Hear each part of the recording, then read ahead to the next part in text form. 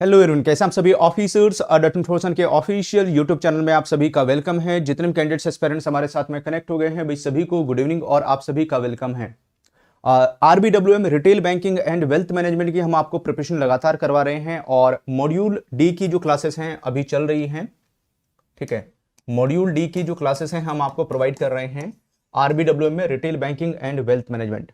Latest syllabus के हिसाब से ये क्लासेस आपके लिए आपके पास पहुंच रही हैं and RBWM retail banking wealth management में हम यूनिट नंबर 24 जो आज हम आपके साथ में multiple choice questions MCQ type question जो हम आपके साथ में डिस्कस करेंगे वो हैं यूनिट नंबर 24 के। यूनिट नंबर 24 के क्वेश्चन डिस्कस करेंगे एंड जिस टॉपिक के क्वेश्चंस हम लोग डिस्कस करने वाले हैं उस टॉपिक का नाम है इन्वेस्टमेंट मैनेजमेंट। ये टॉपिक आप कवर कर चुके हैं, इस टॉपिक को आपने पढ़ लिया है, तो इसी के क्वेश्चंस का जो डिस्कशन है हम लोग करेंगे। सारे के सारे क्वेश्चन एमसीक्यू टाइप रहेंगे। तो पहला क्वेश्चन आपके सामने स्क्रीन पर आ रहा है, क्वेश्चन नंबर 1, और इस क्वेश्चन को देखिए क्वेश्चन क्या कहता है। ठीक है, क्वेश्चन नंबर 1 क्या कहता है इसको ध्यान से पढ़िए।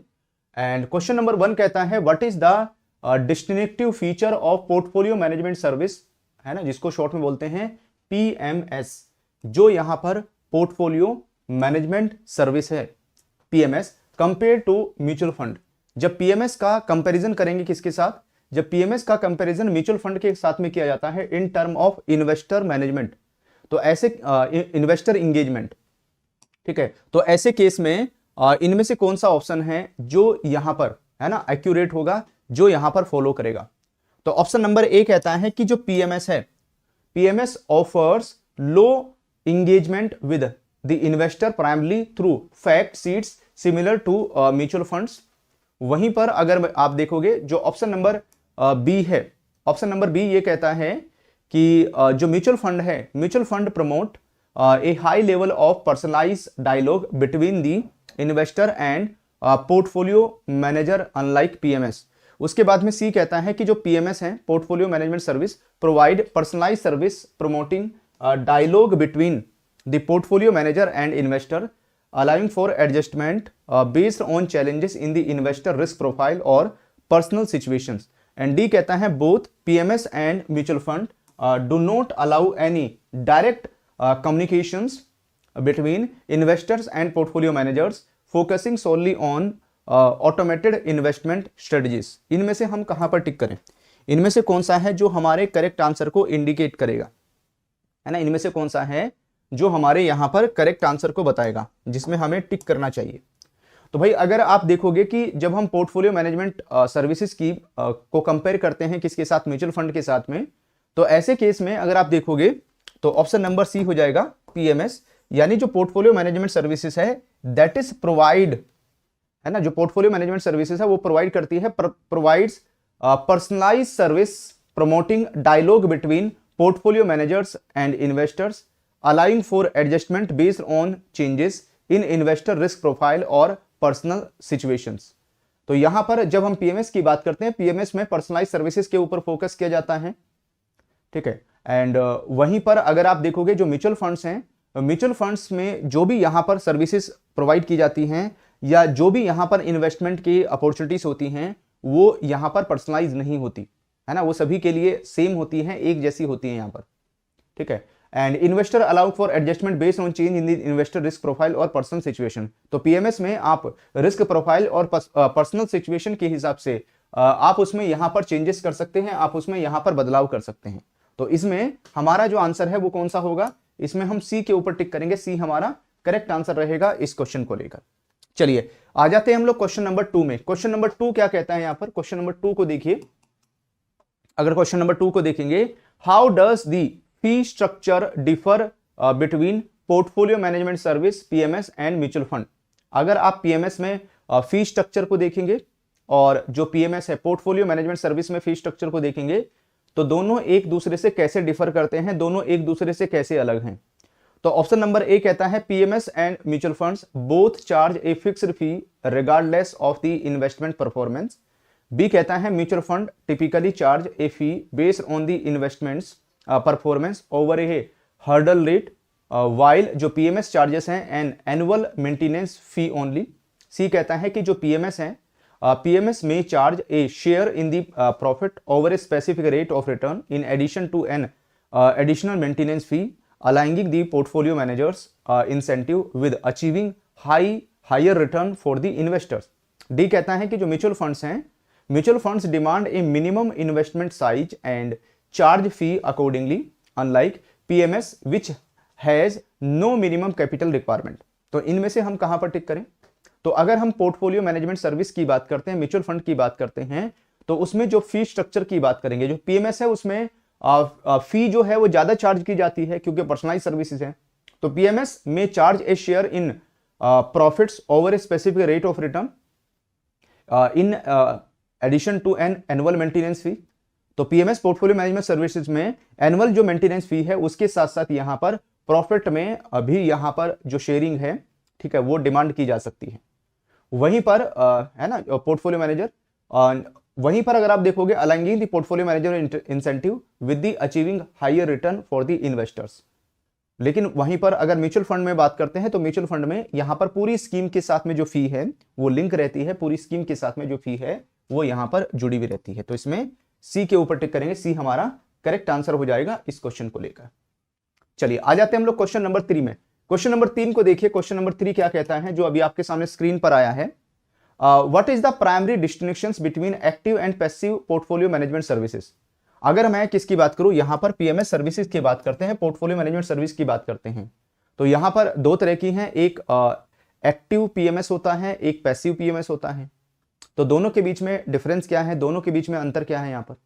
तो यहां पर भी हमारे पास में 4 ऑप्शन है, A, B, C and D, है ना। ये 4 ऑप्शन हमारे पास में रहेंगे, इन चारों में से हमें फाइंड आउट करना है कौन सा है।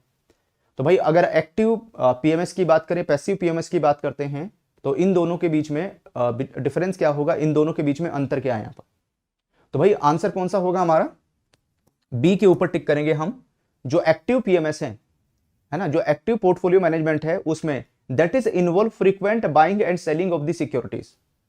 तो यहां पर जो आउटपरफॉर्म है मार्केट इंडेक्स, यानी मार्केट इंडेक्स से ज्यादा रिटर्न निकालने के लिए जो एक्टिव पोर्टफोलियो मैनेजमेंट होता है उसमें यहां पर बाइंग सेलिंग सिक्योरिटीज की चलती रहती है। वहीं पर जब हम पैसिव पोर्टफोलियो मैनेजमेंट सर्विसेज की बात करते हैं, जो पैसिव पोर्टफोलियो मैनेजमेंट है उसका एम होता है यहां पर mirror to the performance of an index with minimal trading. तो यहां पर पैसिव में ज्यादा ट्रेडिंग के ऊपर फोकस नहीं होता है ना, जिस तरीके से इंडेक्स की परफॉर्मेंस आ रही है उस इंडेक्स की परफॉर्मेंस के हिसाब से ही यहां पर जो परफॉर्मेंस है वो म्यूचुअल फंड की चलती रहती है। तो इसमें बी के ऊपर टिक करेंगे, बी हमारा करेक्ट आंसर होगा। चलिए आ जाते हैं हम लोग क्वेश्चन नंबर 4 में। क्वेश्चन नंबर 4 क्या कहता है, which portfolio management service is best suited for investor who prefer to retain final decision making authority on investment choice. तो अगर यहां पर देखा जाए कि जब किसकी बात करते हैं तो कौन सी है पोर्टफोलियो मैनेजमेंट सर्विस, है ना, इनमें से कौन सी पोर्टफोलियो मैनेजमेंट सर्विस है दैट इज बेस्ट, जो बेस्ट रहती है, that is suited for the investors and who prefer to retain the final decision making authority on investment choices. Option number A कहता है और एक्टिव पोर्टफोलियो मैनेजमेंट आ जाएगा इसमें, B कहता है पैसिव पोर्टफोलियो मैनेजमेंट है, सी कहता है डिस्क्रिमिनेटरी पोर्टफोलियो मैनेजमेंट है, डी कहता है नॉन डिस्क्रिमिनेटरी पोर्टफोलियो मैनेजमेंट होगा। तो इनमें से किसके ऊपर टिक करें, तो आंसर हो जाएगा हमारा डी के ऊपर, है ना। ये कैसा है, नॉन डिस्क्रिमिनेटरी पोर्टफोलियो मैनेजमेंट, यानी पोर्टफोलियो मैनेजमेंट की ऐसी सर्विस जो ऐसे इन्वेस्टर को प्रेफर की जाती है जहां पर जो फाइनल डिसीजन मेकिंग है, जो final decision making authority on the investment choice, ठीक है, जो यहां पर इन्वेस्टर की चॉइस के ऊपर, जहां पर इन्वेस्टर प्रेफर करेगा, ठीक है, जो इन्वेस्टर को सूट करेगा यहां पर, वो कैसी है, नॉन डिस्क्रिमिनेटरी पोर्टफोलियो मैनेजमेंट। चलिए आ जाते हैं हम लोग क्वेश्चन नंबर 5 में। क्वेश्चन नंबर 5 को देखिए, ये क्वेश्चन क्या कहता है, हु एस्पेक्ट, है ना, who aspect of portfolio management service ensure that investor are well inform about their investment. तो इनमें से वो कौन सा है जिसमें यहां पर इन्वेस्टर को क्या किया जाता है, इन्वेस्टर को इंफॉर्मेशन दी जाती है, वेल इन्फॉर्म। तो पोर्टफोलियो मैनेजमेंट होगा, उसमें रिस्क कंट्रोल आएगा, फ्लेक्सिबिलिटी आएगा, ट्रांसपेरेंसी आएगा, इनमें से कौन सा है। तो इनमें से अगर हम किसकी बात करते हैं तो ऐसा कौन सा एस्पेक्ट है जब हम पोर्टफोलियो मैनेजमेंट सर्विस की बात करते हैं जो इंश्योर करता है किस चीज को, कि जो इन्वेस्टर्स हैं, दीज है ना, इन्वेस्टर को यहां पर वेल इन्फॉर्म किया जाता है उसके इन्वेस्टमेंट के बारे में, उसको यहां पर अच्छे से बताया जाता है। तो ये किस में रहेगा, ये प्रोफेशनल मैनेजमेंट है, रिस्क कंट्रोल, फ्लेक्सिबिलिटी या ट्रांसपेरेंसी। तो यहां पर जो मेन फोकस है ना, यानी जिसमें यहां पर इन्वेस्टर को पता रहेगा कि उसका इन्वेस्टमेंट कहां कहां हुआ है ना, किसकी जगह उसका इन्वेस्टमेंट किया गया है, तो इसे ट्रांसपेरेंसी के नाम से जाना जाएगा। तो ट्रांसपेरेंसी जब रहेगी पोर्टफोलियो में, तो इससे इन्वेस्टर वेल अवेयर रहेगा कि मेरा इन्वेस्टमेंट कहां कहां हुआ है। चलिए क्वेश्चन नंबर 5 के बाद में आ जाते हैं हम लोग क्वेश्चन नंबर 6 में। एंड क्वेश्चन नंबर 6 को देखिए यहां पर। क्वेश्चन नंबर 6 क्या कहता है, which feature of portfolio management services allow for a high degree of personalisation in investment advice. तो पोर्टफोलियो मैनेजमेंट सर्विस यानी जो पीएमएस है ना, कौन सा जो फीचर है, विच फीचर ऑफ पीएमएस यहां पर अलाउ करता है high degree of personalisation in investment advice. जब भी इन्वेस्टमेंट एडवाइस में बात होगी यहां पर, तो हाई डिग्री ऑफ पर्सनलाइजेशन के ऊपर फोकस रहता है। तो कॉन्टिन्यूअस मॉनिटरिंग होगी यहां पर, हैसल फ्री ऑपरेशंस होगा, कस्टमाइज एडवाइस होगा, हायर कैपिटल इन्वेस्टमेंट होगा। तो इनमें से किसके ऊपर टिक करेंगे हम, है ना। तो option number A, B, C and D, इनमें से कौन सा है जिसके ऊपर टिक किया जाए। तो अगर हम फीचर की बात करते हैं किसके, पोर्टफोलियो मैनेजमेंट सर्विसेज में, तो उसमें वो अलाउ करता है किस चीज को, तो यहां पर जो भी कस्टमाइज एडवाइस दी जाती है, ठीक है, ये किसके ऊपर, जिसमें कस्टमाइज एडवाइस के ऊपर फोकस रहता है। तो अगर आप देखोगे जो यहां पर पोर्टफोलियो मैनेजमेंट है ना, पोर्टफोलियो मैनेजमेंट में ऐसी सर्विस जो high degree of personalisation of investment advice, investment advice का काम होता है, इन्वेस्टमेंट एडवाइस दी जाती है यहां पर। तो इन्वेस्टमेंट एडवाइस का जो काम है वो किसमें, यहां पर कस्टमाइज एडवाइस में। कस्टमाइज का मतलब है जो कस्टमर की रिक्वायरमेंट है, कस्टमर की जरूरत है, जो भी यहां पर इन्वेस्टर की रिक्वायरमेंट है उसके हिसाब से उसके पोर्टफोलियो को कस्टमाइज करना। आ जाते हैं हम लोग क्वेश्चन नंबर 7 में। क्वेश्चन नंबर 7 देखिए, व्हाट फैक्टर, है ना, what factor significantly impact the returns and performance of A PMS portfolio. तो कौन सा जो फैक्टर है ना, what factor significantly impact return and performance of portfolio management service, है ना, जो पोर्टफोलियो मैनेजमेंट सर्विस है उसकी जो परफॉर्मेंस है, रिटर्न है, उसको यहां पर इंपैक्ट करेगा, है ना, उसको यहां पर इंपैक्ट करेगा, वो कौन सा है। तो ऑप्शन नंबर ए कहता है यहां पर, तो ऑप्शन नंबर ए कहता है the fixed interest rate guaranteed by the portfolio manager at the beginning of the investment term. B कहता है static model portfolio that does not change over time ensuring stability in investment. उसके बाद में C कहता है the competency and expertise of the portfolio managers in conducting accurate security analysis and investment strategy executions। और D कहता है यहां पर कि जो the government's financial policies that directly influence the portfolio performance irrespective of the manager's decisions। इनमें से हम कहां पर टिक करें। तो अगर हम यहां पर रिटर्न्स एंड परफॉर्मेंस की बात करें, जो रिटर्न्स एंड परफॉर्मेंस है वो किसके लिए, पीएमएस के लिए, पोर्टफोलियो मैनेजमेंट सर्विसेज के लिए। तो उसमें कौन सा होगा यहां पर, तो इसमें हमारा जो आंसर है वो कौन सा है, सी के ऊपर टिक करेंगे। जो कॉम्पिटेंसी एंड एक्सपर्टीज है ना, अगर मैं किसकी कॉम्पिटेंसी की बात करूं और यहां पर जो एक्सपर्टीज है उसकी बात करते हैं पोर्टफोलियो मैनेजर, है ना, जो पोर्टफोलियो मैनेजर है that is conducting accurate security analysis. तो ऐसे केस में जो इन्वेस्टमेंट स्ट्रेटजी है उसको एग्जीक्यूट करने की बात आती है, उसका यहां पर एग्जीक्यूशन होगा, ठीक है। तो आंसर कौन सा होगा इसमें हम सी के ऊपर टिक करेंगे, सी हमारा करेक्ट आंसर रहेगा। चलिए क्वेश्चन नंबर 8 को देखिए। क्वेश्चन नंबर 8 क्या कहता है यहां पर, what is a critical aspect to consider when selecting a portfolio management PMS. तो जब हम किसकी यहां पर पीएमएस की बात करते हैं, पोर्टफोलियो मैनेजमेंट सर्विसेज की बात करते हैं, तो पीएमएस में इनमें से कौन सा, what is a critical aspect जो यहां पर कंसिडर किया जाएगा जब क्या करेंगे, selecting a portfolio management service. जब हम यहां पर पीएमएस सर्विस को सेलेक्ट करेंगे तो इनमें से कौन सा है ना, इनमें से कौन सा है। तो हियर आर 4 ऑप्शंस, 4 ऑप्शन है हमारे पास में। Option number A, option number B, option number C and option number D. इन चारों ऑप्शन में से कौन सा टिक करें।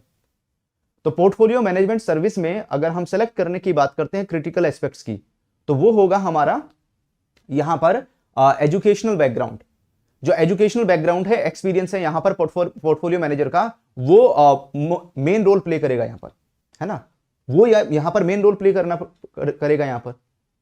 तो कॉम्पिटेंसी और एबिलिटी, ठीक है, फंड को इफेक्टिवली मैनेज कर पाएंगे नहीं कर पाएंगे, तो ये जो कॉम्पिटेंसी एबिलिटी है ये पोर्टफोलियो मैनेजर के एजुकेशनल बैकग्राउंड और उसके एक्सपीरियंस के ऊपर डिपेंड करेगा। अगर उसका रिलेवेंट एजुकेशनल बैकग्राउंड है एंड रिलेवेंट फील्ड में अगर उसके पास में एक्सपीरियंस है, तो वो जो पोर्टफोलियो मैनेजमेंट है वो उन एक्टिविटीज को और ज्यादा बेहतर तरीके से और ज्यादा अच्छे से कर पाएंगे। चलिए आ जाते हैं हम लोग क्वेश्चन नंबर 9 में। क्वेश्चन नंबर 9 को देखिए, क्वेश्चन क्या कहता है यहां पर, what significant change did SEBI implement in 2020 regarding the fee structure of portfolio management service PMS in, है ना, जो पीएमएस है इन इंडिया। अगर आप इंडिया में देखोगे यहां पर, ठीक है, जब यहां पर किसकी बात करते हैं तो सेबी ने, securities exchange board of India ने 2020 में 2020 में कुछ चेंजेस किए यहां पर। एंड वो किससे, जब यहां पर किसकी फी स्ट्रक्चर की बात करते हैं तो किससे related, that is related to fee structure of portfolio management service, जो यहां पर पीएमएस से रिलेटेड है इंडिया के अंदर। तो ऑप्शन नंबर ए कहता है कि इसमें कि जो सेबी है ना, ऑप्शन नंबर ए कहता है SEBI allowed PMS to change unlimited upfront fee to cover operational expenses. B कहता है यहां पर कि जो सेबी है, securities exchange board of India, mandated that operational fees excluding brokerage cannot exceed 0.5% per annum of the client's average asset under management AUM. C कहता है कि SEBI introduce a fixed exit load of 5% applicable for withdrawals within the first 5 years of the investment. And D कहता है कि जो SEBI है, Securities Exchange Board of India, that is required all PMS to offer a standardized fee structure identical to that of mutual funds without any variations. इनमें से कहां टिक करें? तो जब हम सेबी की बात करते हैं, securities exchange board of India की बात करते हैं इंप्लीमेंट करने की 2020 में, तो ऐसे केस में जो सेबी है, SEBI mandated that operational fees, जो भी यहां पर ऑपरेशनल फीस है उसमें जो ब्रोकरेज है उसको एक्सक्लूड करते हुए, तो यहां पर जो पर एनम है ना, पर एनम यहां पर जो फी है वो 0.5% को एक्सीड नहीं करना चाहिए। तो क्लाइंट का जो भी यहां पर एयूएम है, एसेट अंडर मैनेजमेंट है, उसके आधे % से ऊपर नहीं जाना चाहिए। चलिए आज का लास्ट क्वेश्चन देख लेते हैं, क्वेश्चन नंबर 10 जो आपके सामने स्क्रीन पर आ रहा है। क्वेश्चन नंबर 10 को देखिए और ये क्वेश्चन क्या कहता है, what was one of the regulatory changes introduced by SEBI to enhance transparency in the portfolio management service. जो पोर्टफोलियो मैनेजमेंट सर्विस है यानी पीएमएस है, उसमें ट्रांसपेरेंसी को एनहांस करने के लिए सेबी ने रेगुलेटरी चेंजेस क्या किए, सेबी की तरफ से रेगुलेटरी बदलाव क्या किए गए? तो ऑप्शन नंबर ए कहता है कि SEBI eliminate the requirement for PMS to disclose distributor commission to investors. B कहता है SEBI mandated quarterly disclose of the distributor commission to investors aligning PMS with the mutual fund industries practice. C कहता है SEBI prohibited PMS from disclosing any performance metrics to investors including net worth और cash holdings. उसके बाद में D कहता है कि SEBI allowed PMS operators to enhance intermediaries and distributors without certification और registration। इनमें से कहां पर टिक करें? तो भाई अगर मैं सेबी की बात करूं, है ना, अगर हम किसकी, securities and exchange board of India की बात करते हैं, तो जब यहां पर ट्रांसपेरेंसी को एनहांस करने की बात आती है पीएमएस में, पोर्टफोलियो मैनेजमेंट सर्विसेज में, तो ऐसे केस में जो हमारा आंसर है वो कौन सा होगा? तो सेबी ने, securities exchange board of India ने मैंडेट कर दिया है कि क्वार्टरली बेसिस पर डिस्क्लोज करना है यहां पर जो डिस्ट्रीब्यूशन कमीशन है, किसको, इन्वेस्टर को, जो यहां पर अलाइन रहेगा किसके, PMS with the mutual fund industries practices में।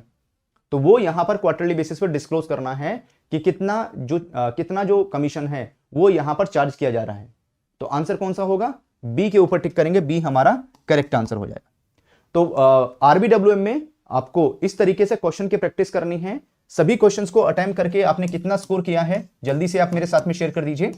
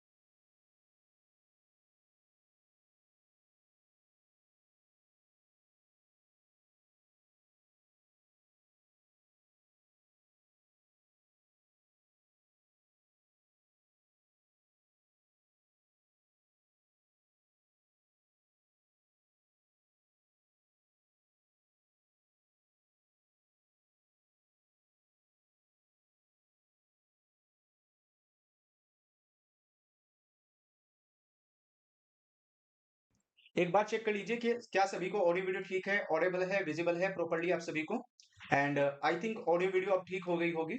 आरबीडब्ल्यूएम retail banking and wealth management की हम आपको लगातार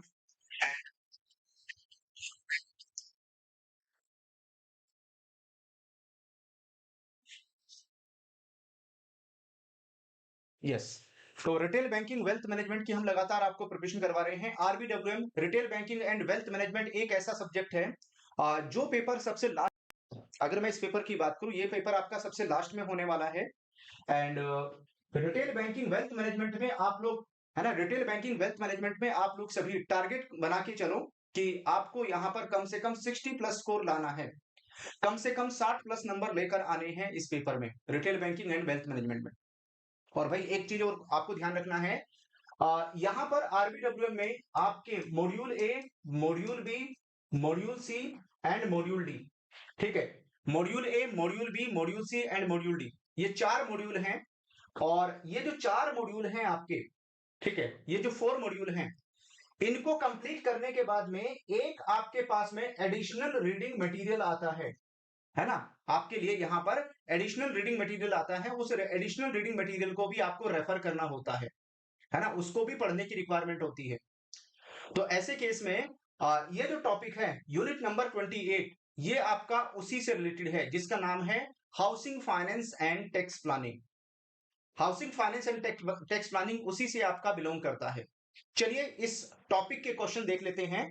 हालांकि जो आप में से जिन्होंने टैक्स प्लानिंग वाला टॉपिक पढ़ा हुआ है, तो अगर आपने टैक्स प्लानिंग वाला टॉपिक कवर किया है, तो मुझे पूरी उम्मीद है कि इन क्वेश्चंस के आंसर आप बड़े आराम से निकाल लोगे। तो क्वेश्चन नंबर 1 आपके सामने स्क्रीन पर आया है, इस क्वेश्चन को देखिए क्या कहता है। Under which section of income tax act 1961 can a borrower claim A deduction on interest payment for a home loan taken for a self occupied property given that the loan is for the purchase or construction of a residential property and the construction gets completed within 5 years of taking the loan। तो option number A कहता है section 80C में cover होगा, B कहता है यहां पर section 80EE आएगा, उसके बाद में सी कहता है सेक्शन 24B में कवर होगा, या सेक्शन 80D में आएगा। यहां पर इनमें से हम कहां पर टिक करें सो दैट हमें करेक्ट आंसर मिले इस क्वेश्चन का। ध्यान से पढ़िए और मेरे साथ में अपना आंसर शेयर कीजिए कि भाई इनकम टैक्स एक्ट 1961 का वो कौन सा सेक्शन है जिसमें यहां पर बोरोवर क्लेम कर सकता है डिडक्शंस किसके ऊपर, इंटरेस्ट पेमेंट होम लोन के ऊपर, है ना, जो होम लोन के ऊपर वो इंटरेस्ट पे कर रहा है उसमें वो डिडक्शन क्लेम कर सकता है। तो ये कौन से सेक्शन में कवर होगी? तो भाई अगर मैं इसकी बात करूं, it is covered under section 24B, ठीक है। अंडर सेक्शन 24B कितना अमाउंट वो क्लेम कर सकता है, इसके ऊपर हम आपके लिए क्वेश्चन लेकर आ रहे हैं। तो उस क्वेश्चन में आपको पहले आंसर करना है और उसके बाद में फिर आपको यहां पर अगर उसका नहीं पता है तो आपको उसका जवाब भी, उसका आंसर भी मिल जाएगा, ठीक है। तो यहां पर हम किसके ऊपर, सी के ऊपर टिक करेंगे, सी हमारा करेक्ट आंसर होगा इस क्वेश्चन को लेकर। चलिए आ जाते हैं हम लोग क्वेश्चन नंबर 2 में। क्वेश्चन नंबर 2 को देखिए, और क्वेश्चन नंबर 2 भी एक अच्छा क्वेश्चन है। क्वेश्चन नंबर 2 भी एक बढ़िया क्वेश्चन है। यहां पर if a loan is availed specifically for repair और renewal of a property, up to what maximum amount can one claim a deductions under section 24B। Option number A कहता है 2 lakh every year, B कहता है 30,000 only, C कहता है amount equivalent to the principal repayment, या D 1,50,000 every year. तो यहां पर आपसे पूछा गया है, जो मैं अभी आपको बोल रहा था कि आपको बताना है कि सेक्शन 24B में, जो अभी हम सेक्शन 24B की बात कर रहे थे, मैक्सिमम अमाउंट कितनी है होम लोन के ऊपर जो इंटरेस्ट पे हो रहा है, उसमें मैक्सिमम जो अमाउंट है वो कितनी क्लेम कर सकते हैं। तो भाई वहां पर, है ना, जो मैक्सिमम अमाउंट है कितनी क्लेम होगी। तो ऐसे केस में जो मैक्सिमम अमाउंट है सेक्शन 24B में, आप यहां पर 30,000, 30,000 रुपए तक की आप क्लेम कर सकते हैं, ठीक है। सेक्शन 24A में, है ना, जो सेक्शन 24 है उसमें आपका 2 लाख रुपए तक आ जाएगा, वहां पर सेक्शन 24 में 2 लाख रुपए तक का आएगा। लेकिन सेक्शन 24B एक स्पेशल सेक्शन है यहां पर, ठीक है, उसमें जो प्रोविजन है वो आपके 30,000 रुपीज तक के, 30,000 रुपए तक के यहां पर कवर हो जाते हैं। तो इसमें बी के ऊपर टिक करेंगे। तो सेक्शन 24B में भी आपकी दो चीजें आएंगी, ठीक है, जो सेक्शन 24B है उसमें अगर हम डायरेक्टली इंटरेस्ट की बात करते हैं तो आप यहां पर क्लेम कर सकते हैं 24B में 2 लाख रुपए तक का। लेकिन वहीं पर अगर सेक्शन 24B की बात करेंगे तो इसमें आप 30,000 रुपीज तक का, 30,000 रुपए तक का क्लेम कर सकते हैं। चलिए आगे बढ़ेंगे। अगला question, in the context of tax deductions under section 24 of the income tax, which of the following statement accurately describe the contribution and limitation for claiming deductions on interest for a home loan taken for a property not self-occupied and not required whose construction is not completed within 5 years from the end of the financial year in which the loan was taken? ठीक है, option number A कहता है interest on the home loan is deductible without any maximum limit and the pre-construction interest can be claimed in 5 equal yearly installment beginning the year the construction is completed without any cap.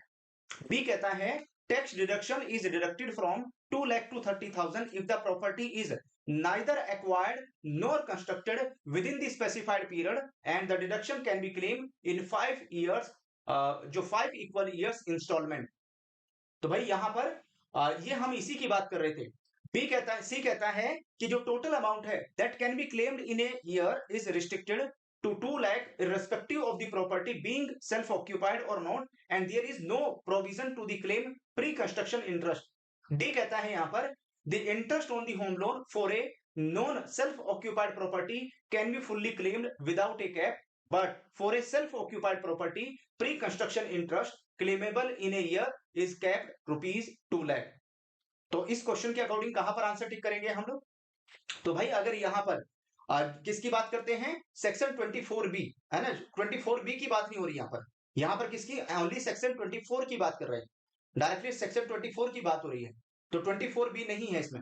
तो section 24B 24 of income tax act 1961, तो इसमें वो क्या बताता है कि यहां पर अगर आप होम लोन के ऊपर जो इंटरेस्ट है उसको यहां पर क्लेम करते हैं for a property not self-occupied and not acquired or whose construction is not completed within 5 years of the end of the financial year, तो ऐसे केस में जो इंटरेस्ट है यहां पर होम लोन के ऊपर नॉन सेल्फ ऑक्यूपाइड प्रॉपर्टी के ऊपर, उसको आप यहां पर फुल्ली क्लेम कर सकते हैं विदाउट ए कैप। बट जो सेल्फ ऑक्यूपाइड प्रॉपर्टी है, सेल्फ ऑक्यूपाइड प्रॉपर्टी जिसमें यहां पर प्री कंस्ट्रक्शन जो इंटरेस्ट है वो क्लेमेबल है, उसमें मैक्सिमम जो कैप है, मैक्सिमम जो लिमिट है वो यहां पर 2 लाख रुपए की होगी, है ना। ऐसे केस में मैक्सिमम 2 लाख रुपीज एप्लीकेबल होगा अगर वो सेल्फ ऑक्यूपाइड प्रॉपर्टी है, और अगर वो नॉन सेल्फ ऑक्यूपाइड प्रॉपर्टी है तो वहां पर मैक्सिमम जो अपर लिमिट है, कोई भी अपर लिमिट एप्लीकेबल नहीं होती है। ठीक है, तो आंसर कौन सा होगा इसमें, डी, डी के ऊपर टिक करेंगे, डी हमारा करेक्ट आंसर। वीडियो को लाइक जरूर कर लेना सो दैट सारे क्वेश्चंस आपके अकाउंट में सेव हो जाएं, और जब भी फ्यूचर में इन क्वेश्चंस की प्रैक्टिस करना चाहें सारे क्वेश्चंस आपके पास अवेलेबल रहें। सारे क्वेश्चन बहुत लेंदी हैं, है ना, हर क्वेश्चन को पढ़ने के बाद में आंसर निकालने के लिए आपको काफी मेहनत करनी पड़ेगी, काफी मशक्कत करनी पड़ेगी इसमें। चलो ये था हमारा क्वेश्चन नंबर 3, ये हम क्वेश्चन नंबर 3 के बारे में बात कर रहे थे। क्वेश्चन नंबर 3 के बाद में आते हैं हम क्वेश्चन नंबर 4 में। क्वेश्चन नंबर 4 को देखिए, क्वेश्चन क्या कहता है यहाँ पर जो आपके सामने स्क्रीन पर आया है, regarding the computation of income from house property. जब हम यहां पर कंप्यूटेशन करते हैं यानी कैलकुलेशन करते हैं किस चीज का, income from house property for a self occupied property that has a housing loan, which of the following statement is accurate based on the provide, है ना, वो इंफॉर्मेशन जो है वो हटा दी हमने यहाँ पर, तो आपको बताना है कौन सी जो स्टेटमेंट है वो यहाँ पर एक्यूरेट है, तो बस आपको यहां तक पढ़ना है। ठीक है, पैराग्राफ हमने नहीं लगाया, क्वेश्चन वैसे ही बहुत लेंथी हो गया है, ठीक है, पढ़ने में क्वेश्चन बहुत बड़ा हो गया है, तो बस आप यहां तक पढ़िए इसको। तो ऑप्शन नंबर ए कहता है कि जो ग्रोस एनुअल वैल्यू है and municipal taxes for a self occupied property always result in a positive net annual value.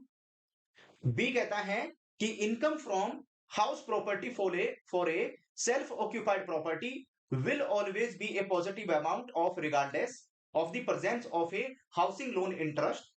C कहता है deduction under section 24B in respect of interest on housing loan for a self occupied property can be exceed ₹2 lakh provided there are special circumstances. B कहता है if there is no interest on housing loan for a self occupied property the income from house property will be nil but with in interest it can result in negative amount capped at either 2 lakh और 30,000 as applicable. तो यहां पर जब भी हम किसी housing property के ऊपर, ठीक है, जो हाउस प्रॉपर्टी है उसके ऊपर इनकम कैलकुलेट करने की बात आती है, और ये प्रॉपर्टी कैसी है, ये सेल्फ ऑक्यूपाइड प्रॉपर्टी है जिसमें यहां पर हाउसिंग लोन लेकर ये बताया गया है। तो ऐसे केस में इफ यहां पर if there is no interest on housing loan, अगर यहां पर हाउसिंग लोन के ऊपर कोई भी इंटरेस्ट नहीं है सेल्फ ऑक्यूपाइड प्रॉपर्टी के ऊपर, तो ऐसे केस में income from house property will be nil. ठीक है, ऐसे केस में जो इनकम है उस हाउस प्रॉपर्टी से वो नील काउंट होगी। बट विद इंटरेस्ट, अगर यहां पर इंटरेस्ट कैलकुलेट हो, यानी इस हाउसिंग लोन के ऊपर हाउसिंग लोन लिया हुआ है और वहां पर इंटरेस्ट पे कर रहे हैं, तो ऐसे केस में जो अमाउंट है वो नेगेटिव हो सकती है यहां पर। ठीक है, वो नेगेटिव हो सकती है, बट 2 लाख और 30,000 एज एप्लीकेबल, ये मैक्सिमम लिमिट होगी। 2 लाख या 30,000, इससे ऊपर यहां पर नहीं जाना चाहिए। तो 30,000 यहां पर स्पेशल प्रोविजन है, नॉर्मल केस में इट इज 2 लाख रुपीज, ये 2 लाख रुपए यहां पर हो जाएगा। चलिए एक और क्वेश्चन आ रहा है, क्वेश्चन नंबर 5। क्वेश्चन नंबर 5 को देखिए, और यहां पर किसकी बात कर रहे हैं, क्वेश्चन नंबर 5 में हम लोग डिस्कस कर रहे हैं सेक्शन 80C, सेक्शन 80C की बात कर रहे हैं। Which of the following correctly describe the conditions for claiming a tax deductions on the principal repayment of a home loan. Option number A कहता है deduction is only available for self occupied properties and that is exclusive of any other deductions like PPF account, tax saving fixed deposit. B कहता है deductions can be claimed for a year when the property was under construction provided a loan has been availed. C कहता है deduction on amount paid as stamp duty registration fee can be claimed irrespective of whether a loan has been taken or not in the year expenses were incurred. D कहता है the benefit is limited to one house property and the maximum जो deductions है, deductible जो amount है, that can B ₹1 lakh. तो अगर हम section 80C की बात करें, तो हमने बात की थी यहां पर कि अगर किसी कस्टमर ने, किसी पर्सन ने होम लोन लिया हुआ है और उसके पास में होम लोन है, और वो होम लोन में जो भी प्रिंसिपल अमाउंट पे कर रहा है, ठीक है, उसके द्वारा जो भी यहां पर प्रिंसिपल अमाउंट पे की जा रही है होम लोन में, उसे वो क्लेम कर सकता है सेक्शन 80C में। लेकिन जब सेक्शन 80C में यहां पर क्लेम करने की बात आती है, तो वो कितनी अमाउंट को क्लेम कर सकता है, तो deduction on the amount paid as a stamp duty registration fee, उसको भी यहां पर क्लेम कर सकते हैं। और उसके साथ साथ irrespective of whether a loan has been taken or not in the year the expenses were incurred, तो जिस ईयर में यहां पर जो एक्सपेंसेस हैं, अगर वो इनकर्ड हुए हैं, जो एक्सपेंसेस यहां पर कैलकुलेशन हुए हैं, ठीक है, चाहे वो हो या ना हो, अगर जो स्टैम्प ड्यूटी और रजिस्ट्रेशन फी यहां पर पे की गई है, ठीक है, उसको भी अपनी इनकम टैक्स रिटर्न में आप यहां पर क्लेम कर सकते हैं। तो इसमें हम किसके ऊपर, सी के ऊपर टिक करेंगे, सी हमारा करेक्ट आंसर रहेगा इस क्वेश्चन को लेकर। चलिए आ जाते हैं हम लोग क्वेश्चन नंबर 6 में। क्वेश्चन नंबर 6 क्या कहता है, सारे क्वेश्चंस बहुत हाई लेवल के हैं, और ऐसे क्वेश्चन आपको एग्जाम में देखने को मिलते हैं क्योंकि ऑप्शंस बहुत कंफ्यूजिंग आते हैं, डायरेक्ट ऑप्शंस आपको नहीं दिए गए हैं। काफी अच्छी खासी स्टडी करने के बाद में आपको इन क्वेश्चंस का आंसर निकाल पाएंगे आप। Which of the following statement regarding the tax deductions under section 80C for principal repayment of home loan is accurate.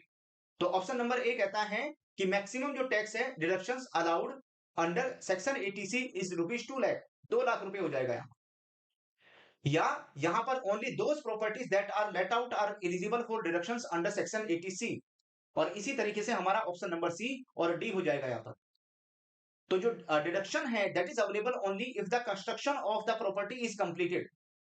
आप 80C में सेक्शन जो 80C है, आप 80C में तभी क्लेम कर सकते हैं जब यहां पर कंस्ट्रक्शन कंप्लीट हो चुका है उस प्रॉपर्टी का। जब उस प्रॉपर्टी का कंस्ट्रक्शन कंप्लीट हो जाएगा, जिसके लिए होम लोन लिया हुआ है, तब आप यहां पर प्रिंसिपल अमाउंट को क्लेम करना शुरू करेंगे यहां पर, और जो कंप्लीशन सर्टिफिकेट है वो यहां पर रिसीव हो चुका हो, कंप्लीशन जो सर्टिफिकेट है वो मिल चुका हो यहां पर। तभी आप एटीसी में क्लेम कर पाएंगे। और सेक्शन एटीसी में जो होम लोन के ऊपर प्रिंसिपल अमाउंट है वो कितनी क्लेम कर सकते हैं, वो यहां पर क्लेम की जा सकती है 1.5 लाख रुपए की। ठीक है, मैक्सिमम कितना है, 1.5 लाख रुपए आप क्लेम कर सकते हैं। चलिए इसी तरीके से आ जाते हैं हम क्वेश्चन नंबर 7। क्वेश्चन नंबर 7 क्या कहता है यहाँ पर, इसको देखिए। एक जो टैक्स पेयर है उसको यहां पर जो टैक्स बेनिफिट है किसमें, अंडर सेक्शन एटीसी में जो भी प्रॉपर्टी है उसके ऊपर मिलेगा। और अगर वो उस प्रॉपर्टी को यहां पर 5 साल के अंदर अंदर बेच देता है, ठीक है, अंडर किसी व्यक्ति ने, किसी पर्सन ने यहां पर कोई प्रॉपर्टी, कोई घर बनाने के लिए होम लोन लिया और उसके ऊपर वो यहां पर क्या कर रहा था, टैक्स बेनिफिट ले रहा था, उसको यहां पर जो टैक्स बेनिफिट है वो मिल रहा था। ठीक है, उसके बाद में होता क्या है यहां पर कि वो उस प्रॉपर्टी को 5 साल के अंदर अंदर बेच देता है, 5 ईयर्स के अंदर अंदर बेच देता है यहां पर। तो अब ऐसे केस में जो उसने टैक्स में बेनिफिट लिया है अंडर सेक्शन एटीसी में, उसका क्या होगा। ठीक है, उसका यहां पर क्या होगा, which of the following correctly summarise the implication of action on the tax benefit previously avail. तो भाई ऐसे केस में यहां पर 5 साल से पहले पहले उस प्रॉपर्टी को सेल नहीं करना। तो इनकम टैक्स डिपार्टमेंट ये कहता है कि अगर आपने किसी प्रॉपर्टी को परचेज किया है और उसके ऊपर आप प्रिंसिपल अमाउंट में, जो प्रिंसिपल अमाउंट है उसका एटीसी में बेनिफिट ले रहे हैं, उसका फायदा ले रहे हैं, एग्जम्पशन करवा रहे हैं यहां पर, और अगर आप उस प्रॉपर्टी को 5 साल से पहले पहले बेच देते हैं, तो ऐसे केस में जो भी आपने टैक्स में डिडक्शन ली हैं, जो भी आपने टैक्स में छूट ली हैं, उन सब के ऊपर आपको टैक्स पे करना पड़ेगा। नेक्स्ट टाइम जब आप अपनी आईटीआर फाइल करेंगे तो वो सारी की सारी जो है वो आपके इनकम में इंक्लूड हो जाएगी और उसके ऊपर यहां पर टैक्स कैलकुलेट होकर आएगा। तो इनकम टैक्स डिपार्टमेंट ये कहता है कि अगर आपने किसी प्रॉपर्टी को बनवाने के लिए होम लोन लिया है तो उस प्रॉपर्टी को आपको कम से कम 5 साल तक अपने पास होल्ड करके रखना है। कम से कम 5 साल तक वो प्रॉपर्टी आपके पोजीशन में रहनी चाहिए। 5 साल के बाद बेच दो, कोई दिक्कत वाली बात नहीं है, लेकिन 5 साल तक अपने पास होल्ड करके रखना है। तो total amount of tax deduction previously claimed under section eighty C for the property will be deemed as income in the year property is sold. जिस साल प्रॉपर्टी बेची है उस साल की जो आईटीआर इनकम होगी उसमें वो पूरा का पूरा इंक्लूड हो जाएगा। और जो टैक्स पेयर है वो यहां पर टैक्स पे करने के लिए लायबल हो जाएगा, उसको टैक्स का अमाउंट पे करना पड़ेगा। तो इसमें हम किसके ऊपर टिक करेंगे, यहां पर टिक कर देंगे डी के ऊपर। डी हमारा करेक्ट आंसर हो जाएगा इस क्वेश्चन को लेकर। चलिए आ जाते हैं हम लोग क्वेश्चन नंबर 8 में। क्वेश्चन नंबर 8 को देखिए। क्वेश्चन नंबर 8 क्या कहता है, Rajesh is planning to avail a tax deduction under section 80 for the home loan taken. तो मिस्टर राजेश ने यहां पर क्या किया है, एक होम लोन लिया है यहां पर, है ना, और वो यहां पर टैक्स डिडक्शन चाहता है। तो सेक्शन 80 में इसको टैक्स डिडक्शन यहां, तो विच of the following scenario makes Rajesh eligible for tax benefit under section 80 तो सेक्शन 80 में जो यहां पर मिस्टर राजेश हैं उसको टैक्स बेनिफिट कितना मिलेगा और कैसे मिलेगा यहां पर। ठीक है, तो सबसे पहली बात, मिस्टर राजेश ने अगर यहां पर कोई प्रॉपर्टी ली है तो उसे सेक्शन 80 में टैक्स का बेनिफिट मिल जाएगा। तो Rajesh secured A loan of ₹34 lakh first house. Section 80 का बेनिफिट पहले हाउस के ऊपर ही मिलेगा, पहले जो घर है उसके ऊपर बेनिफिट ले सकते हैं। तो Rajesh secured A loan of ₹34 lakh for his first house valued at 49 lakh on 10th of May during the financial year and claim the tax benefit till loan repayment continue यहां पर। ठीक है, तो यहां पर जब तक उसका लोन का रिपेमेंट नहीं हो जाता तब तक वो इसका यहां पर बेनिफिट ले सकता है, तब तक वो उसका यहां पर फायदा ले सकता है। ठीक है, तो हमारा जो आंसर है वो कौन सा होगा, यहां पर डी के ऊपर टिक करेंगे। डी हमारा करेक्ट आंसर हो जाएगा।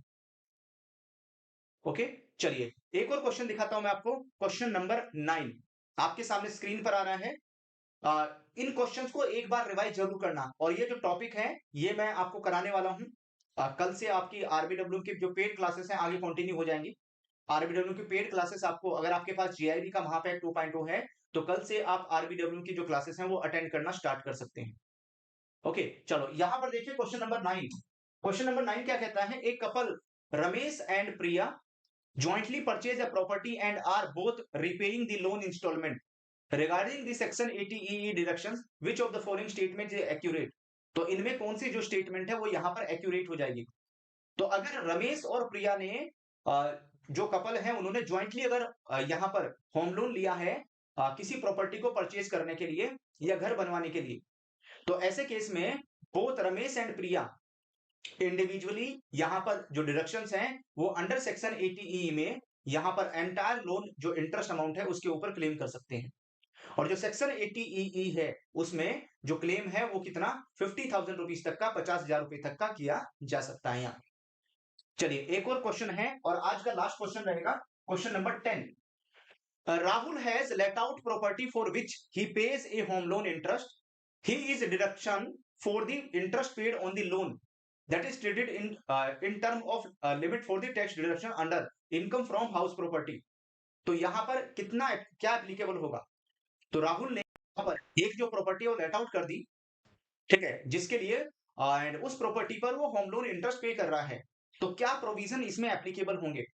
तो ऐसे केस में जो राहुल है can fully deduct the entire interest paid on the loan, क्योंकि उसने वो प्रॉपर्टी लेट आउट कर दी, किस पर, रेंट पर दी थी, ठीक है। और यहां से जो भी इनकम डिराइव हो रही है प्रॉपर्टी से, तो बिना अपर लिमिट के उसमें से वो क्या कर सकता है, जो भी इंटरेस्ट पे कर रहा है उस जो भी इनकम प्रॉपर्टी से राइज हो रही है, प्रॉपर्टी से आ रही है, तो उससे उसको माइनस कर सकता है।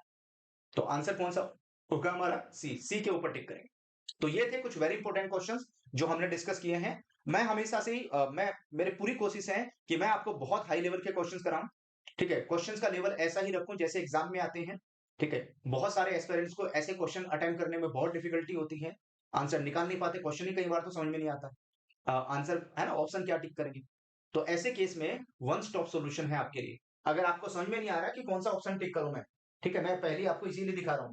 तो इसके लिए आपको जरूरत है किसकी? Concept is power, concept clarity, है ना, कॉन्सेप्ट क्लियरिटी के ऊपर फोकस करना बहुत जरूरी है।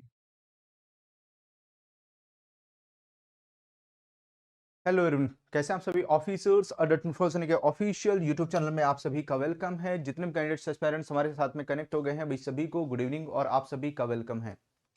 एक बार जल्दी से कंफर्म कर दीजिए कि आप सभी को ऑडियो वीडियो ओके है, ऑडिबल है, विजिबल है प्रॉपर्ली। हम लगातार आपको RBWM retail banking and wealth management की प्रिपरेशन करवा रहे हैं।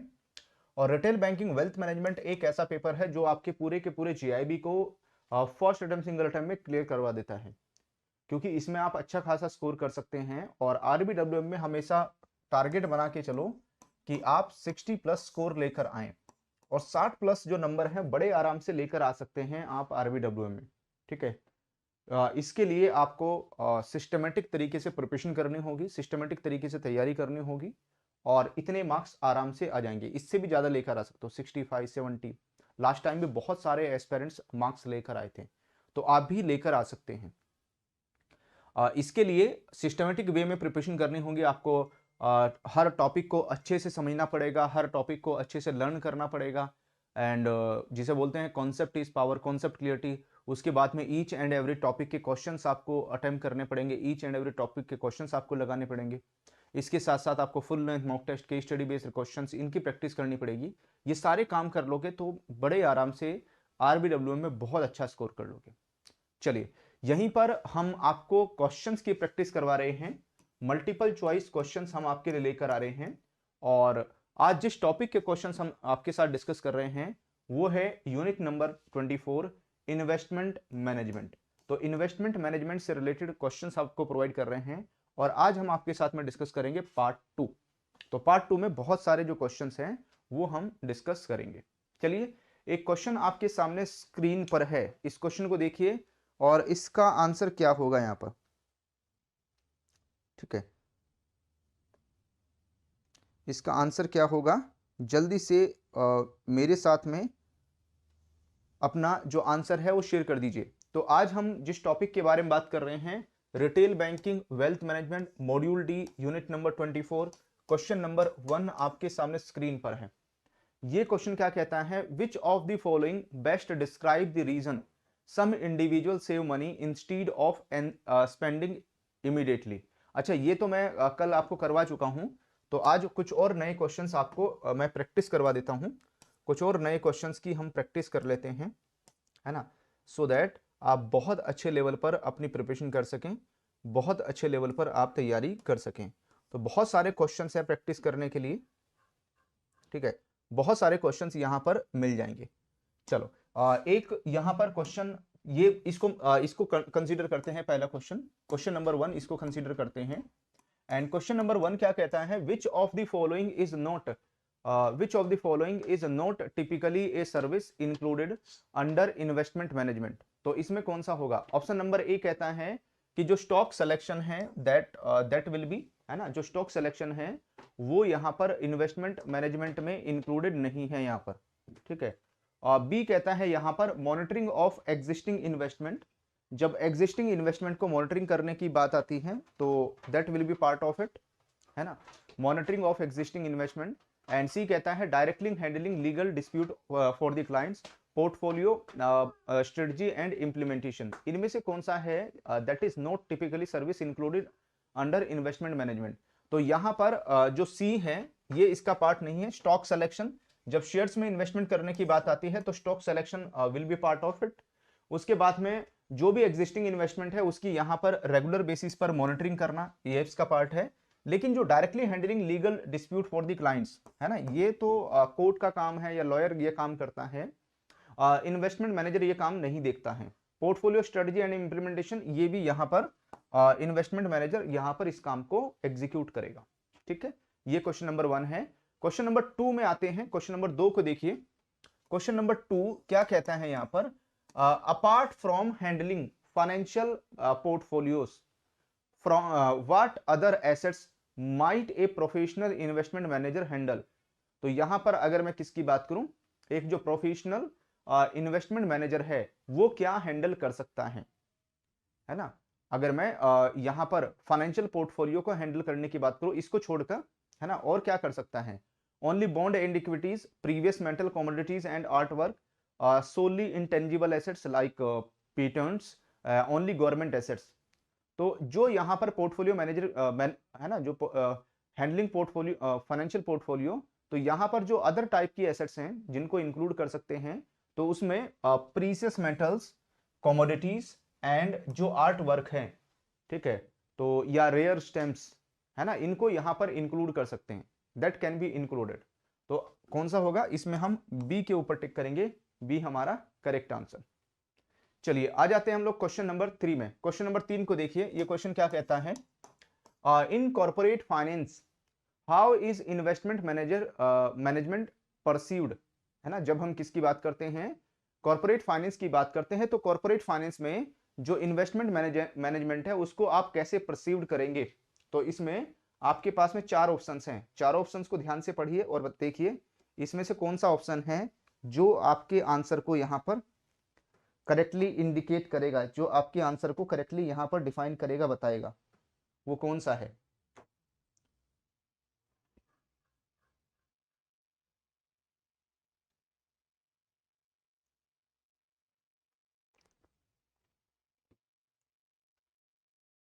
तो अगर आप चारों ऑप्शंस को देखेंगे, it's only pertains to stock trading and equity handling.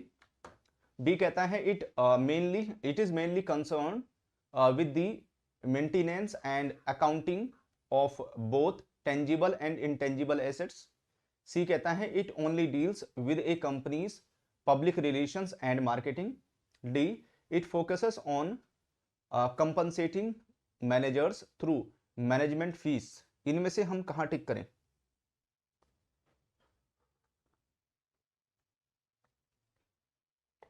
इनमें से कौन सा है जो करेक्ट आंसर को इंडिकेट करेगा। तो इसमें हमारा जो आंसर है वो क्या कौन सा हो जाएगा, बी। तो ये इसका जो मेनली कंसर्न है ना, इसका जो मेनली कंसर्न है वो किसके साथ रहता है, with the maintenance and accounting of both tangible and intangible assets. तो जब भी हम इन्वेस्टमेंट मैनेजमेंट की बात करते हैं तो उसमें टेंजिबल और इनटेंजिबल दोनों ही एसेट्स को कंसीडर किया जाता है ना, दोनों को ही इसमें कंसीडर करेंगे। चलो क्वेश्चन नंबर 4 को देखते हैं। How are investment managers typically compensated for their services, है ना, क्वेश्चन नंबर 4। क्वेश्चन नंबर 4 क्या कहता है यहाँ पर कि भाई कई बार ऐसा होता है कि जो इन्वेस्टमेंट मैनेजमेंट है, मैनेजर्स हैं, इन्वेस्टमेंट मैनेजर सर्विसेज प्रोवाइड करते हैं, सर्विस डिलीवर करते हैं, तो उनकी सर्विसेज के लिए उनको कैसे कंपनसेट किया जाता है, कंपनसेट करने का तरीका क्या रहता है यहाँ पर। तो ऑप्शन नंबर ए कहता है कि उनको a fixed yearly salary irrespective of portfolio value. B कहता है commission based on each trade they execute. C कहता है a management fee often a percentage of the total value of the portfolio they handle, and D कहता है solely through bonuses at the end of the physical year. तो इनमें से कहां टिक करें? तो भाई अगर आप देखोगे तो यहां पर जो भी इन्वेस्टमेंट मैनेजर हैं उनको यहां पर एक मैनेजमेंट फी मिलती है, और जो मैनेजमेंट फी है वो एक परसेंटेज की फॉर्म में होती है। जो भी पोर्टफोलियो की टोटल वैल्यू है, जो भी पोर्टफोलियो वो हैंडल कर रहे हैं उसकी जो भी टोटल वैल्यू है, उस टोटल वैल्यू का एक सर्टेन परसेंटेज उनको यहां पर एज ए यहां पर कह सकते हैं कंपनसेशन के तौर पर मिलता है, और यही उनकी अर्निंग होती है यहां पर। तो इसमें सी हमारा करेक्ट आंसर होगा इस क्वेश्चन को लेकर। चलिए आ जाते हैं हम लोग क्वेश्चन नंबर 5 में। अगर क्वेश्चन नंबर 5 को देखेंगे, ये क्वेश्चन क्या डिफाइन करता है? What is the foremost objective when deciding investment goals, है ना। जब भी यहां पर इन्वेस्टमेंट गोल्स को डिसाइड करने की बात आएगी, है ना, जब भी इन्वेस्टमेंट गोल्स डिसाइड करेंगे तो इनमें से कौन सा है ना, इनमें से कौन सा है जो हमारे करेक्ट आंसर को इंडिकेट करेगा? What is the foremost objective when deciding investment goals? Option number A, diversifying the portfolio among various industries. B कहता है only aiming for tax saving. C कहता है यहां पर maximising the return and minimising the risk. C D कहता है solely aiming for regular income. तो अगर हम बात करें यहां पर जो फोरमोस्ट ऑब्जेक्टिव है, जब भी किसके बारे में, जो इन्वेस्टमेंट गोल्स है उसको डिसाइड करने की बात आएगी, तो ऐसे केस में जो आंसर है वो कौन सा हो जाएगा? तो मेन फोकस जो रहता है, जो इन्वेस्टमेंट गोल्स है उसका मेन फोकस रहता है कि जो यहां पर रिटर्न्स हैं उनको यहां पर मैक्सिमाइज किया जाए, रिटर्न्स को मैक्सिमाइज करें, और जो रिस्क है रिस्क को यहां पर मिनिमाइज करें, रिस्क को कम से कम करें पोर्टफोलियो में। ठीक है, तो यही मेन ऑब्जेक्टिव रहता है यहां पर, और इसी के लिए प्रोफेशनल्स जो पर्सन्स हैं उनकी हेल्प ली जाती है, प्रोफेशनल्स पर्सन से मदद ली जाती है इसमें। चलो आगे आते हैं क्वेश्चन नंबर 5 के बाद क्वेश्चन नंबर 6 में। क्वेश्चन नंबर 6 क्या कहता है, इस क्वेश्चन को देखिए। विच मेथड, है ना, इनमें से कौन सा मेथड है? Which method helps in identifying the intrinsic value of securities. तो यहां पर सिक्योरिटीज की इंट्रिंसिक वैल्यू को अगर आइडेंटिफाई करना है, उनको पता करना है, तो इनमें से कौन सा जो मेथड है वो यहां पर यूज होगा, कौन सा मेथड इस्तेमाल होगा यहां पर? ऑप्शन नंबर ए कहता है डाइवर्सिफाइड एनालिसिस हो जाएगा, टेक्निकल एनालिसिस होगा, पोर्टफोलियो इवेल्युएशंस आ जाएगा, या फंडामेंटल एनालिसिस होगा। इनमें से कौन सा which method help in identifying the intrinsic value of securities? तो ऐसे केस में जो काम आएगा वो है फंडामेंटल एनालिसिस, है ना। तो इसमें हम किसके ऊपर? डी के ऊपर टिक करेंगे, डी हमारा करेक्ट आंसर हो जाएगा इस क्वेश्चन को लेकर। फंडामेंटल एनालिसिस करेंगे तो उससे हम किसी सिक्योरिटी की इंट्रिंसिक वैल्यू क्या है, एक्चुअल में उसकी वैल्यू क्या है, उसको यहां पर आइडेंटिफाई कर सकते हैं। क्वेश्चन नंबर 7 आ रहा है। क्वेश्चन नंबर 7 देखिए यहां पर ये क्या कहता है? What is the principal guidance for investor during the analysis of securities, है ना। जब भी सिक्योरिटीज को एनालाइज करने की बात आती है, जब भी सिक्योरिटीज की एनालिसिस की जाती है, तो ऐसे केस में अगर हम प्रिंसिपल गाइडेंस की बात करें फॉर इन्वेस्टर्स के लिए, वो क्या हो सकती है ना। What is the principal guidance for investors during the analysis of securities? Option number A कहता है always invest in the most popular stocks. B कहता है buy a high price and sell a at lower one. C कहता है buy at a low price and sell when it's high. D कहता है focus solely on stocks from large corporations. इनमें से किसके ऊपर टिक करें?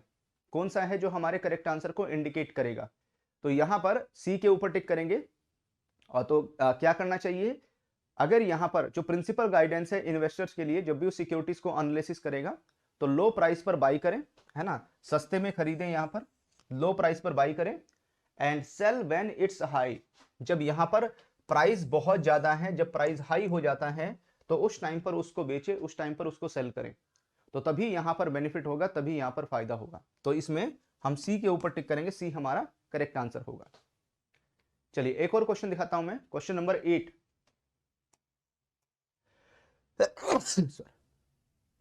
क्वेश्चन नंबर 8 को देखिए। Why is a well diversified portfolio consider beneficial for an investor?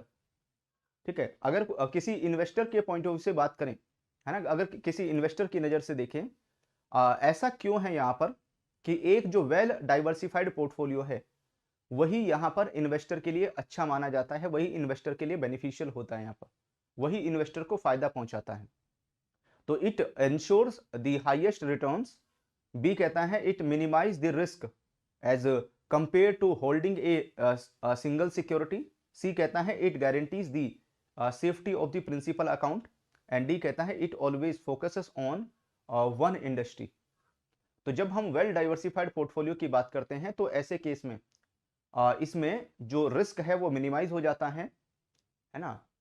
यहां पर जब आप अपने पोर्टफोलियो को डाइवर्सिफाइड कर लेते हैं, पोर्टफोलियो को डाइवर्सिफाइड करने का मतलब है कि कुछ पैसा आपने इन्वेस्टमेंट कर दिया शेयर्स में, है ना, शेयर बाजार में, इक्विटी में, कंपनीज के शेयर परचेज कर लिया, कुछ पैसा आपने बॉन्ड्स में लगा दिया, कुछ पैसा गोल्ड में लगा दिया, कुछ पैसा रियल एस्टेट में लगा दिया, कुछ पैसा म्यूचुअल फंड में डाल दिया। तो इससे क्या होता है, आपका जो पोर्टफोलियो है वो डाइवर्सिफाइड हो जाता है। तो रिस्क मिनिमाइज हो जाता है जब यहाँ पर अगर आप किसी सिंगल सिक्योरिटी को होल्ड करके रखेंगे तो वहां पर रिस्क ज्यादा होने के चांसेस रहते हैं। चलिए क्वेश्चन नंबर 9 को देखिए। क्वेश्चन नंबर 9 क्या कहता है, ठीक है, what is A primary focus of portfolio appraisal. अगर हम पोर्टफोलियो अप्रेजल की बात करें तो इसका यहां पर प्राइमरी फोकस क्या रहेगा, प्राइमरी फोकस क्या हो जाएगा यहां पर।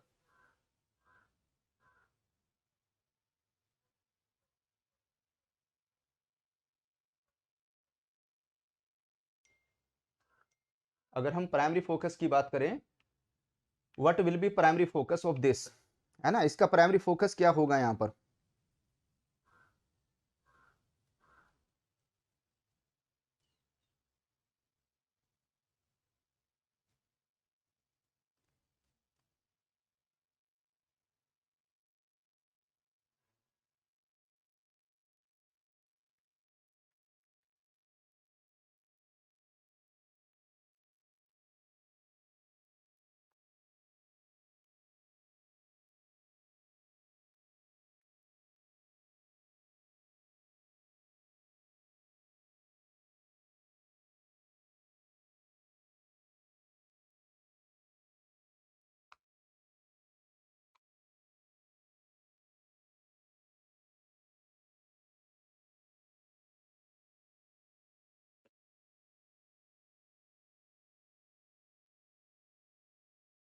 चलिए बढ़े हम लोग आगे, इस क्वेश्चन का आंसर कीजिए।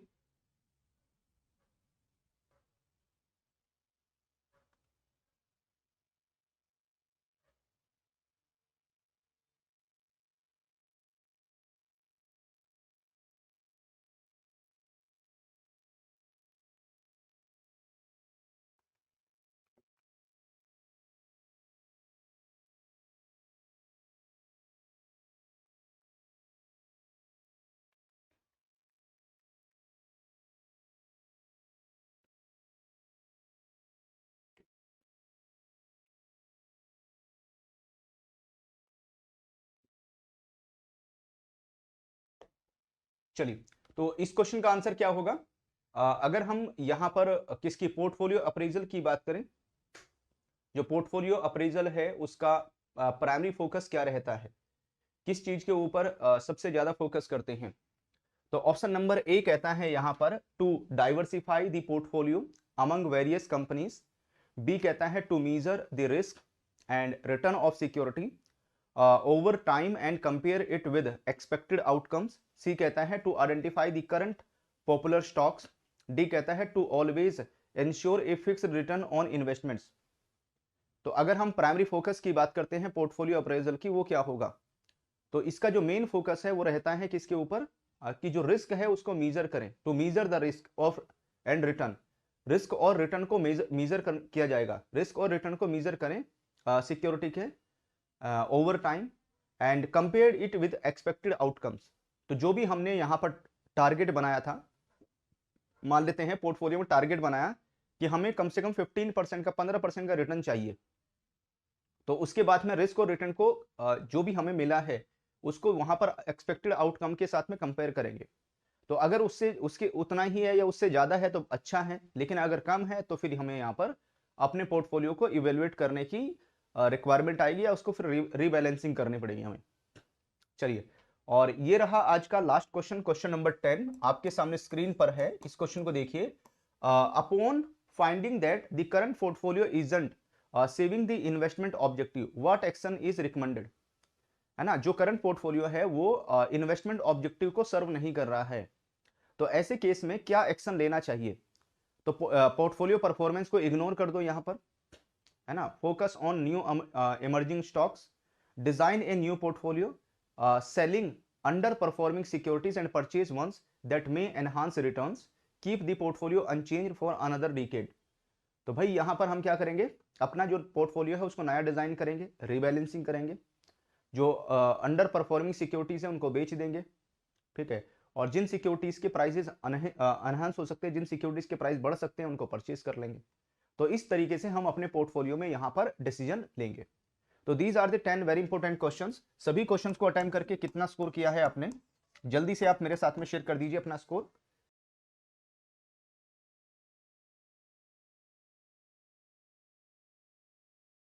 हेलो एवरीवन, कैसे आप सभी ऑफिसर्स डॉट इन्फॉर्मेशन के ऑफिशियल यूट्यूब चैनल में आप सभी का वेलकम है। जितने भी कैंडिडेट्स एस्पिरेंट्स हमारे साथ में कनेक्ट हो गए हैं भाई सभी को गुड इवनिंग और आप सभी का वेलकम है। RBWM retail banking and wealth management की हम आपको प्रिपरेशन लगातार करवा रहे हैं और मॉड्यूल डी की जो क्लासेस हैं अभी चल रही हैं, ठीक है। मॉड्यूल डी की जो क्लासेस हैं हम आपको प्रोवाइड कर रहे हैं आरबीडब्ल्यूएम में retail banking and wealth management. Latest syllabus के हिसाब से ये क्लासेस आपके लिए आपके पास पहुंच रही हैं। And RBWM retail banking wealth management में हम यूनिट नंबर 24, जो आज हम आपके साथ में multiple choice questions, MCQ type question जो हम आपके साथ में डिस्कस करेंगे वो हैं यूनिट नंबर 24 के। यूनिट नंबर 24 के क्वेश्चन डिस्कस करेंगे। एंड जिस टॉपिक के क्वेश्चंस हम लोग डिस्कस करने वाले हैं उस टॉपिक का नाम है इन्वेस्टमेंट मैनेजमेंट। ये टॉपिक आप कवर कर चुके हैं, इस टॉपिक को आपने पढ़ लिया है, तो इसी के क्वेश्चंस का जो डिस्कशन है हम लोग करेंगे। सारे के सारे क्वेश्चन एमसीक्यू टाइप रहेंगे। तो पहला क्वेश्चन आपके सामने स्क्रीन पर आ रहा है, क्वेश्चन नंबर 1, और इस क्वेश्चन को देखिए, क्वेश्चन क्या कहता है, ठीक है। क्वेश्चन नंबर 1 क्या कहता है, इसको ध्यान से पढ़िए। एंड क्वेश्चन नंबर 1 कहता है what is the distinctive feature of portfolio management service, है ना, जिसको शॉर्ट में बोलते हैं पीएमएस, जो यहां पर पोर्टफोलियो मैनेजमेंट सर्विस है, PMS, compare to mutual fund.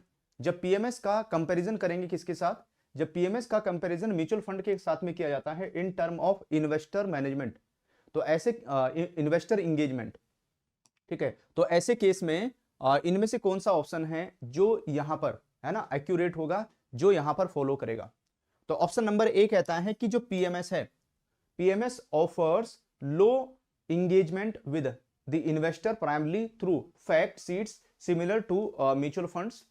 वहीं पर अगर आप देखोगे जो ऑप्शन नंबर बी है, ऑप्शन नंबर बी ये कहता है कि जो म्यूचुअल फंड है, mutual fund promote a high level of personalise dialogue between the investor and portfolio manager unlike PMS.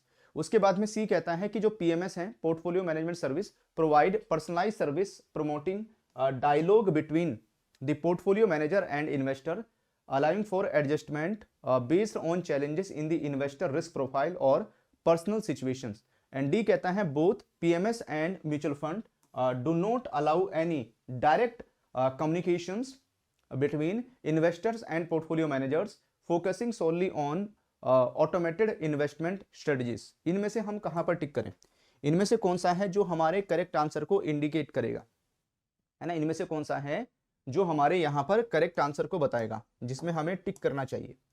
तो भाई अगर आप देखोगे कि जब हम पोर्टफोलियो मैनेजमेंट सर्विसेज की को कंपेयर करते हैं किसके साथ, म्यूचुअल फंड के साथ में, तो ऐसे केस में अगर आप देखोगे तो ऑप्शन नंबर सी हो जाएगा पीएमएस, यानी जो पोर्टफोलियो मैनेजमेंट सर्विसेज है दैट इज प्रोवाइड, है ना, जो पोर्टफोलियो मैनेजमेंट सर्विसेज है वो प्रोवाइड करती है, provides personalise service promoting dialogue between portfolio managers and investors, allowing for adjustment based on changes in investor risk profile और personal situations। तो यहां पर जब हम पीएमएस की बात करते हैं, पीएमएस में पर्सनलाइज सर्विसेज के ऊपर फोकस किया जाता है, ठीक है। एंड वहीं पर अगर आप देखोगे जो म्यूचुअल फंड्स हैं, म्यूचुअल फंड्स में जो भी यहां पर सर्विसेज प्रोवाइड की जाती हैं या जो भी यहां पर इन्वेस्टमेंट की अपॉर्चुनिटीज होती हैं वो यहां पर पर्सनलाइज नहीं होती, है ना, वो सभी के लिए सेम होती हैं, एक जैसी होती हैं यहां पर, ठीक है। And investor allow for adjustment based on change in the investor risk profile और पर्सनल सिचुएशन। तो पीएमएस में आप रिस्क प्रोफाइल और पर्सनल सिचुएशन के हिसाब से आप उसमें यहां पर चेंजेस कर सकते हैं, आप उसमें यहां पर बदलाव कर सकते हैं। तो इसमें हमारा जो आंसर है वो कौन सा होगा, इसमें हम सी के ऊपर टिक करेंगे, सी हमारा करेक्ट आंसर रहेगा इस क्वेश्चन को लेकर। चलिए आ जाते हैं हम लोग क्वेश्चन नंबर 2 में। क्वेश्चन नंबर 2 क्या कहता है यहाँ पर, क्वेश्चन नंबर 2 को देखिए। अगर क्वेश्चन नंबर 2 को देखेंगे, how does the fee structure differ between portfolio management service PMS and mutual fund. अगर आप पीएमएस में फी स्ट्रक्चर को देखेंगे और जो पीएमएस है पोर्टफोलियो मैनेजमेंट सर्विस में फी स्ट्रक्चर को देखेंगे, तो दोनों एक दूसरे से कैसे डिफर करते हैं, दोनों एक दूसरे से कैसे अलग हैं। तो ऑप्शन नंबर ए कहता है PMS and mutual funds both charge a fixed fee regardless of the investment performance. B कहता है mutual fund typically charge a fee based on the investments performance over a hurdle rate, while जो PMS charges हैं an annual maintenance fee only. C कहता है कि जो PMS है, PMS में charge a share in the profit over a specific rate of return in addition to an additional maintenance fee aligning the portfolio managers incentive with achieving higher return for the investors। D कहता है कि जो mutual funds हैं, mutual funds demand a minimum investment size and charge fee accordingly unlike PMS which has no minimum capital requirement. तो इनमें से हम कहां पर टिक करें? तो अगर हम पोर्टफोलियो मैनेजमेंट सर्विस की बात करते हैं, म्यूचुअल फंड की बात करते हैं, तो उसमें जो फी स्ट्रक्चर की बात करेंगे, जो पीएमएस है उसमें फी जो है वो ज्यादा चार्ज की जाती है क्योंकि पर्सनलाइज सर्विसेज है। तो पीएमएस में charge a share in profits over a specific rate of return in addition to an annual maintenance fee. तो पीएमएस पोर्टफोलियो मैनेजमेंट सर्विसेज में एनुअल जो मेंटेनेंस फी है उसके साथ साथ यहां पर प्रॉफिट में अभी यहां पर जो शेयरिंग है, ठीक है, वो डिमांड की जा सकती है। वहीं पर है ना पोर्टफोलियो मैनेजर, वहीं पर अगर आप देखोगे aligning the portfolio manager incentive with the achieving higher return for the investors. लेकिन वहीं पर अगर म्यूचुअल फंड में बात करते हैं तो म्यूचुअल फंड में यहां पर पूरी स्कीम के साथ में जो फी है वो लिंक रहती है, पूरी स्कीम के साथ में जो फी है वो यहां पर जुड़ी हुई रहती है। तो इसमें सी के ऊपर टिक करेंगे, सी हमारा करेक्ट आंसर हो जाएगा इस क्वेश्चन को लेकर। चलिए आ जाते हैं हम लोग क्वेश्चन नंबर 3 में। क्वेश्चन नंबर 3 को देखिए। क्वेश्चन नंबर 3 क्या कहता है, जो अभी आपके सामने स्क्रीन पर आया है, what is the primary distinctions between active and passive portfolio management services. अगर मैं किसकी बात करूं, यहां पर पीएमएस सर्विसेज की बात करते हैं, पोर्टफोलियो मैनेजमेंट सर्विस की बात करते हैं, तो यहां पर दो तरह की हैं, एक एक्टिव पीएमएस होता है, एक पैसिव पीएमएस होता है। तो दोनों के बीच में डिफरेंस क्या है, दोनों के बीच में अंतर क्या है यहां पर। तो यहां पर भी हमारे पास में 4 ऑप्शन है, A B C and D, है ना। ये 4 ऑप्शन हमारे पास में रहेंगे, इन चारों में से हमें फाइंड आउट करना है कौन सा है। तो भाई अगर एक्टिव पीएमएस की बात करें, पैसिव पीएमएस की बात करते हैं, तो इन दोनों के बीच में डिफरेंस क्या होगा, इन दोनों के बीच में अंतर क्या है यहां पर। तो भाई आंसर कौन सा होगा हमारा, बी के ऊपर टिक करेंगे हम। जो एक्टिव पीएमएस है ना, जो एक्टिव पोर्टफोलियो मैनेजमेंट है, उसमें that is involve frequent buying and selling of the securities. तो यहां पर जो आउट परफॉर्म है मार्केट इंडेक्स, यानी मार्केट इंडेक्स से ज्यादा रिटर्न निकालने के लिए जो एक्टिव पोर्टफोलियो मैनेजमेंट होता है उसमें यहां पर बाइंग सेलिंग सिक्योरिटीज की चलती रहती है। वहीं पर जब हम पैसिव पोर्टफोलियो मैनेजमेंट सर्विसेज की बात करते हैं, जो पैसिव पोर्टफोलियो मैनेजमेंट है उसका एम होता है यहां पर mirror to the performance of an index with minimal trading. तो यहां पर पैसिव में ज्यादा ट्रेडिंग के ऊपर फोकस नहीं होता है ना, जिस तरीके से इंडेक्स की परफॉर्मेंस आ रही है उस इंडेक्स की परफॉर्मेंस के हिसाब से ही यहां पर जो परफॉर्मेंस है वो म्यूचुअल फंड की चलती रहती है। तो इसमें बी के ऊपर टिक करेंगे, बी हमारा करेक्ट आंसर होगा। चलिए आ जाते हैं हम लोग क्वेश्चन नंबर 4 में। क्वेश्चन नंबर 4 क्या कहता है, which portfolio management service is best suited for investor who prefer to retain final decision making authority on investment choice. तो अगर यहां पर देखा जाए कि जब किसकी बात करते हैं तो कौन सी है पोर्टफोलियो मैनेजमेंट सर्विस, है ना, इनमें से कौन सी पोर्टफोलियो मैनेजमेंट सर्विस है दैट इज बेस्ट, जो बेस्ट रहती है, that is suited for the investors and who prefer to retain the final decision making authority on investment choices। Option number A कहता है एक्टिव पोर्टफोलियो मैनेजमेंट आ जाएगा इसमें, B कहता है पैसिव पोर्टफोलियो मैनेजमेंट है, सी कहता है डिस्क्रिमिनेटरी पोर्टफोलियो मैनेजमेंट है, डी कहता है नॉन डिस्क्रिमिनेटरी पोर्टफोलियो मैनेजमेंट होगा। तो इनमें से किसके ऊपर टिक करें, तो आंसर हो जाएगा हमारा डी के ऊपर, है ना। ये कैसा है, नॉन डिस्क्रिमिनेटरी पोर्टफोलियो मैनेजमेंट, यानी पोर्टफोलियो मैनेजमेंट की ऐसी सर्विस जो ऐसे इन्वेस्टर को प्रीफर की जाती है जहां पर जो फाइनल डिसीजन मेकिंग है, जो final decision making authority on the investment choice, ठीक है, जो यहां पर इन्वेस्टर की चॉइस के ऊपर, जहां पर इन्वेस्टर प्रेफर करेगा, ठीक है, जो इन्वेस्टर को सूट करेगा यहां पर, वो कैसी है? Non discriminatory portfolio management. चलिए आ जाते हैं हम लोग क्वेश्चन नंबर 5 में। क्वेश्चन नंबर 5 को देखिए, ये क्वेश्चन क्या कहता है, हु एस्पेक्ट, है ना, who aspect of portfolio management service ensure that investor are well inform about their investment. तो इनमें से वो कौन सा है जिसमें यहां पर इन्वेस्टर को क्या किया जाता है? इन्वेस्टर को इंफॉर्मेशन दी जाती है, वेल इन्फॉर्म। तो पोर्टफोलियो मैनेजमेंट होगा, उसमें रिस्क कंट्रोल आएगा, फ्लेक्सिबिलिटी आएगा, ट्रांसपेरेंसी आएगा। इनमें से कौन सा है? तो इनमें से अगर हम किसकी बात करते हैं तो ऐसा कौन सा एस्पेक्ट है जब हम पोर्टफोलियो मैनेजमेंट सर्विस की बात करते हैं जो इंश्योर करता है किस चीज को, कि जो इन्वेस्टर्स हैं दीज है ना, इन्वेस्टर को यहां पर वेल इन्फॉर्म किया जाता है उसके इन्वेस्टमेंट के बारे में, उसके इन्वेस्टमेंट के बारे में उसको यहां पर अच्छे से बताया जाता है। तो ये किस में रहेगा? ये प्रोफेशनल मैनेजमेंट है, रिस्क कंट्रोल, फ्लेक्सिबिलिटी या ट्रांसपेरेंसी। तो यहां पर जो मेन फोकस है ना, यानी जिसमें यहां पर इन्वेस्टर को पता रहेगा कि उसका इन्वेस्टमेंट कहां कहां हुआ है ना, किसकी जगह उसका इन्वेस्टमेंट किया गया है, तो इसे ट्रांसपेरेंसी के नाम से जाना जाएगा। तो ट्रांसपेरेंसी जब रहेगी पोर्टफोलियो में तो इससे इन्वेस्टर वेल अवेयर रहेगा कि मेरा इन्वेस्टमेंट कहां कहां हुआ है। चलिए क्वेश्चन नंबर 5 के बाद में आ जाते हैं हम लोग क्वेश्चन नंबर 6 में। एंड क्वेश्चन नंबर 6 को देखिए यहां पर। क्वेश्चन नंबर 6 क्या कहता है? Which feature of portfolio management services allow for a high degree of personalisation in investment advice. तो पोर्टफोलियो मैनेजमेंट सर्विस यानी जो पीएमएस है ना, कौन सा जो फीचर है, विच फीचर ऑफ पीएमएस यहां पर अलाउ करता है high degree of personalisation in investment advice. जब भी इन्वेस्टमेंट एडवाइस में बात होगी यहां पर तो हाई डिग्री ऑफ पर्सनलाइजेशन के ऊपर फोकस रहता है।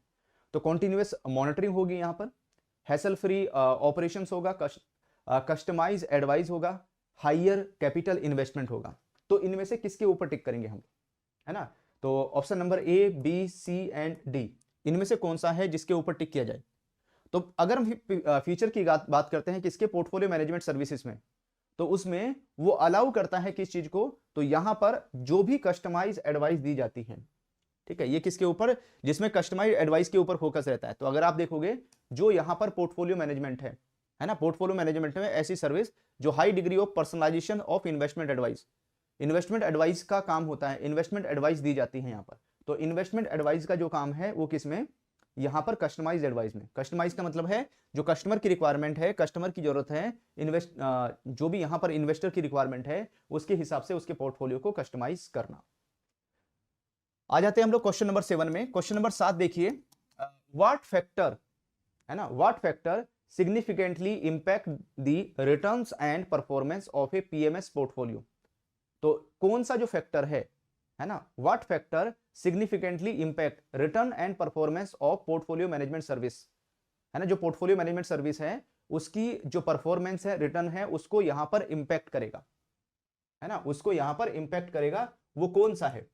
तो ऑप्शन नंबर ए कहता है यहां पर, तो ऑप्शन नंबर ए कहता है the fixed interest rate guaranteed by the portfolio manager at the beginning of the investment term. B कहता है static model portfolio that does not change over time ensuring stability in investment. उसके बाद में C कहता है the competency and expertise of the portfolio managers in conducting accurate security analysis and investment strategy executions। और D कहता है यहां पर कि जो the government's financial policies that directly influence the portfolio performance irrespective of the manager's decisions। इनमें से हम कहां पर टिक करें? तो अगर हम यहां पर रिटर्न्स एंड परफॉर्मेंस की बात करें, जो रिटर्न्स एंड परफॉर्मेंस है वो किसके लिए, पीएमएस के लिए, पोर्टफोलियो मैनेजमेंट सर्विसेज के लिए, तो उसमें कौन सा होगा यहां पर? तो इसमें हमारा जो आंसर है वो कौन सा है, सी के ऊपर टिक करेंगे। जो कॉम्पिटेंसी एंड एक्सपर्टीज है ना, अगर मैं किसकी कॉम्पिटेंसी की बात करूं और यहां पर जो एक्सपर्टीज है उसकी बात करते हैं पोर्टफोलियो मैनेजर, है ना, जो पोर्टफोलियो मैनेजर है that is conducting accurate security analysis. तो ऐसे केस में जो इन्वेस्टमेंट स्ट्रेटजी है उसको एग्जीक्यूट करने की बात आती है, उसका यहां पर एग्जीक्यूशन होगा, ठीक है। तो आंसर कौन सा होगा इसमें हम सी के ऊपर टिक करेंगे, सी हमारा करेक्ट आंसर रहेगा। चलिए क्वेश्चन नंबर 8 को देखिए। क्वेश्चन नंबर 8 क्या कहता है यहां पर, what is a critical aspect to consider when selecting a portfolio management PMS. तो जब हम किसकी यहां पर पीएमएस की बात करते हैं, पोर्टफोलियो मैनेजमेंट सर्विसेज की बात करते हैं, तो पीएमएस में इनमें से कौन सा, what is a critical aspect जो यहां पर कंसिडर किया जाएगा जब क्या करेंगे, selecting a portfolio management service. जब हम यहां पर पीएमएस सर्विस को सेलेक्ट करेंगे तो इनमें से कौन सा है ना, इनमें से कौन सा है? तो हियर आर 4 ऑप्शंस, 4 ऑप्शन है हमारे पास में। Option number A, option number B, option number C and option number D. इन चारों ऑप्शन में से कौन सा टिक करें? तो पोर्टफोलियो मैनेजमेंट सर्विस में अगर हम सेलेक्ट करने की बात करते हैं क्रिटिकल एस्पेक्ट्स की, तो वो होगा हमारा यहां पर एजुकेशनल बैकग्राउंड। जो एजुकेशनल बैकग्राउंड है, एक्सपीरियंस है यहां पर पोर्टफोलियो मैनेजर का, वो मेन रोल प्ले करेगा यहां पर, है ना, वो यहां पर मेन रोल प्ले करेगा यहां पर। तो कॉम्पिटेंसी और एबिलिटी, ठीक है, फंड को इफेक्टिवली मैनेज कर पाएंगे नहीं कर पाएंगे, तो ये जो कॉम्पिटेंसी एबिलिटी है ये पोर्टफोलियो मैनेजर के एजुकेशनल बैकग्राउंड और उसके एक्सपीरियंस के ऊपर डिपेंड करेगा। अगर उसका रिलेवेंट एजुकेशनल बैकग्राउंड है एंड रिलेवेंट फील्ड में अगर उसके पास में एक्सपीरियंस है, तो वो जो पोर्टफोलियो मैनेजमेंट है वो उन एक्टिविटीज को और ज्यादा बेहतर तरीके से और ज्यादा अच्छे से कर पाएंगे। चलिए आ जाते हैं हम लोग क्वेश्चन नंबर 9 में। क्वेश्चन नंबर 9 को देखिए, क्वेश्चन क्या कहता है यहां पर, what significant change did SEBI implement in 2020 regarding the fee structure of portfolio management service PMS in, है ना, जो पीएमएस है इन इंडिया। अगर आप इंडिया में देखोगे यहां पर, ठीक है, जब यहां पर किसकी बात करते हैं तो सेबी ने, securities exchange board of India ने 2020 में 2020 में कुछ चेंजेस किए यहां पर, एंड वो किससे, जब यहां पर किसकी फी स्ट्रक्चर की बात करते हैं तो किससे related, that is related to fee structure of portfolio management service, जो यहां पर पीएमएस से रिलेटेड है इंडिया के अंदर। तो ऑप्शन नंबर ए कहता है कि इसमें कि जो सेबी है ना, ऑप्शन नंबर ए कहता है SEBI allowed PMS to change unlimited upfront fee to cover operational expenses. B कहता है यहां पर कि जो सेबी है, securities exchange board of India, mandated that operational fees excluding brokerage cannot exceed 0.5% per annum of the client's average asset under management AUM। C कहता है कि SEBI introduce a fixed exit load of 5% applicable for withdrawals within the first 5 years of the investment. And D कहता है कि जो सेबी है, securities exchange board of India, that is required all PMS to offer a standardised fee structure identical to that of mutual funds without any variations. इनमें से कहां टिक करें? तो जब हम सेबी की बात करते हैं, securities exchange board of India की बात करते हैं इंप्लीमेंट करने की 2020 में, तो ऐसे केस में जो सेबी है, SEBI mandated that operational fees, जो भी यहां पर ऑपरेशनल फीस है उसमें जो ब्रोकरेज है उसको एक्सक्लूड करते हुए, तो यहां पर जो पर एनम है ना, पर एनम यहां पर जो फी है वो 0.5% को एक्सीड नहीं करना चाहिए। तो क्लाइंट का जो भी यहां पर एयूएम है, एसेट अंडर मैनेजमेंट है, उसके आधे % से ऊपर नहीं जाना चाहिए। चलिए आज का लास्ट क्वेश्चन देख लेते हैं, क्वेश्चन नंबर 10 जो आपके सामने स्क्रीन पर आ रहा है। क्वेश्चन नंबर 10 को देखिए, और ये क्वेश्चन क्या कहता है, what was one of the regulatory changes introduced by SEBI to enhance transparency in the portfolio management service. जो पोर्टफोलियो मैनेजमेंट सर्विस है यानी पीएमएस है, उसमें ट्रांसपेरेंसी को एनहांस करने के लिए सेबी ने रेगुलेटरी चेंजेस क्या किए, सेबी की तरफ से रेगुलेटरी बदलाव क्या किए गए? तो ऑप्शन नंबर ए कहता है कि SEBI eliminate the requirement for PMS to disclose distributor commission to investors.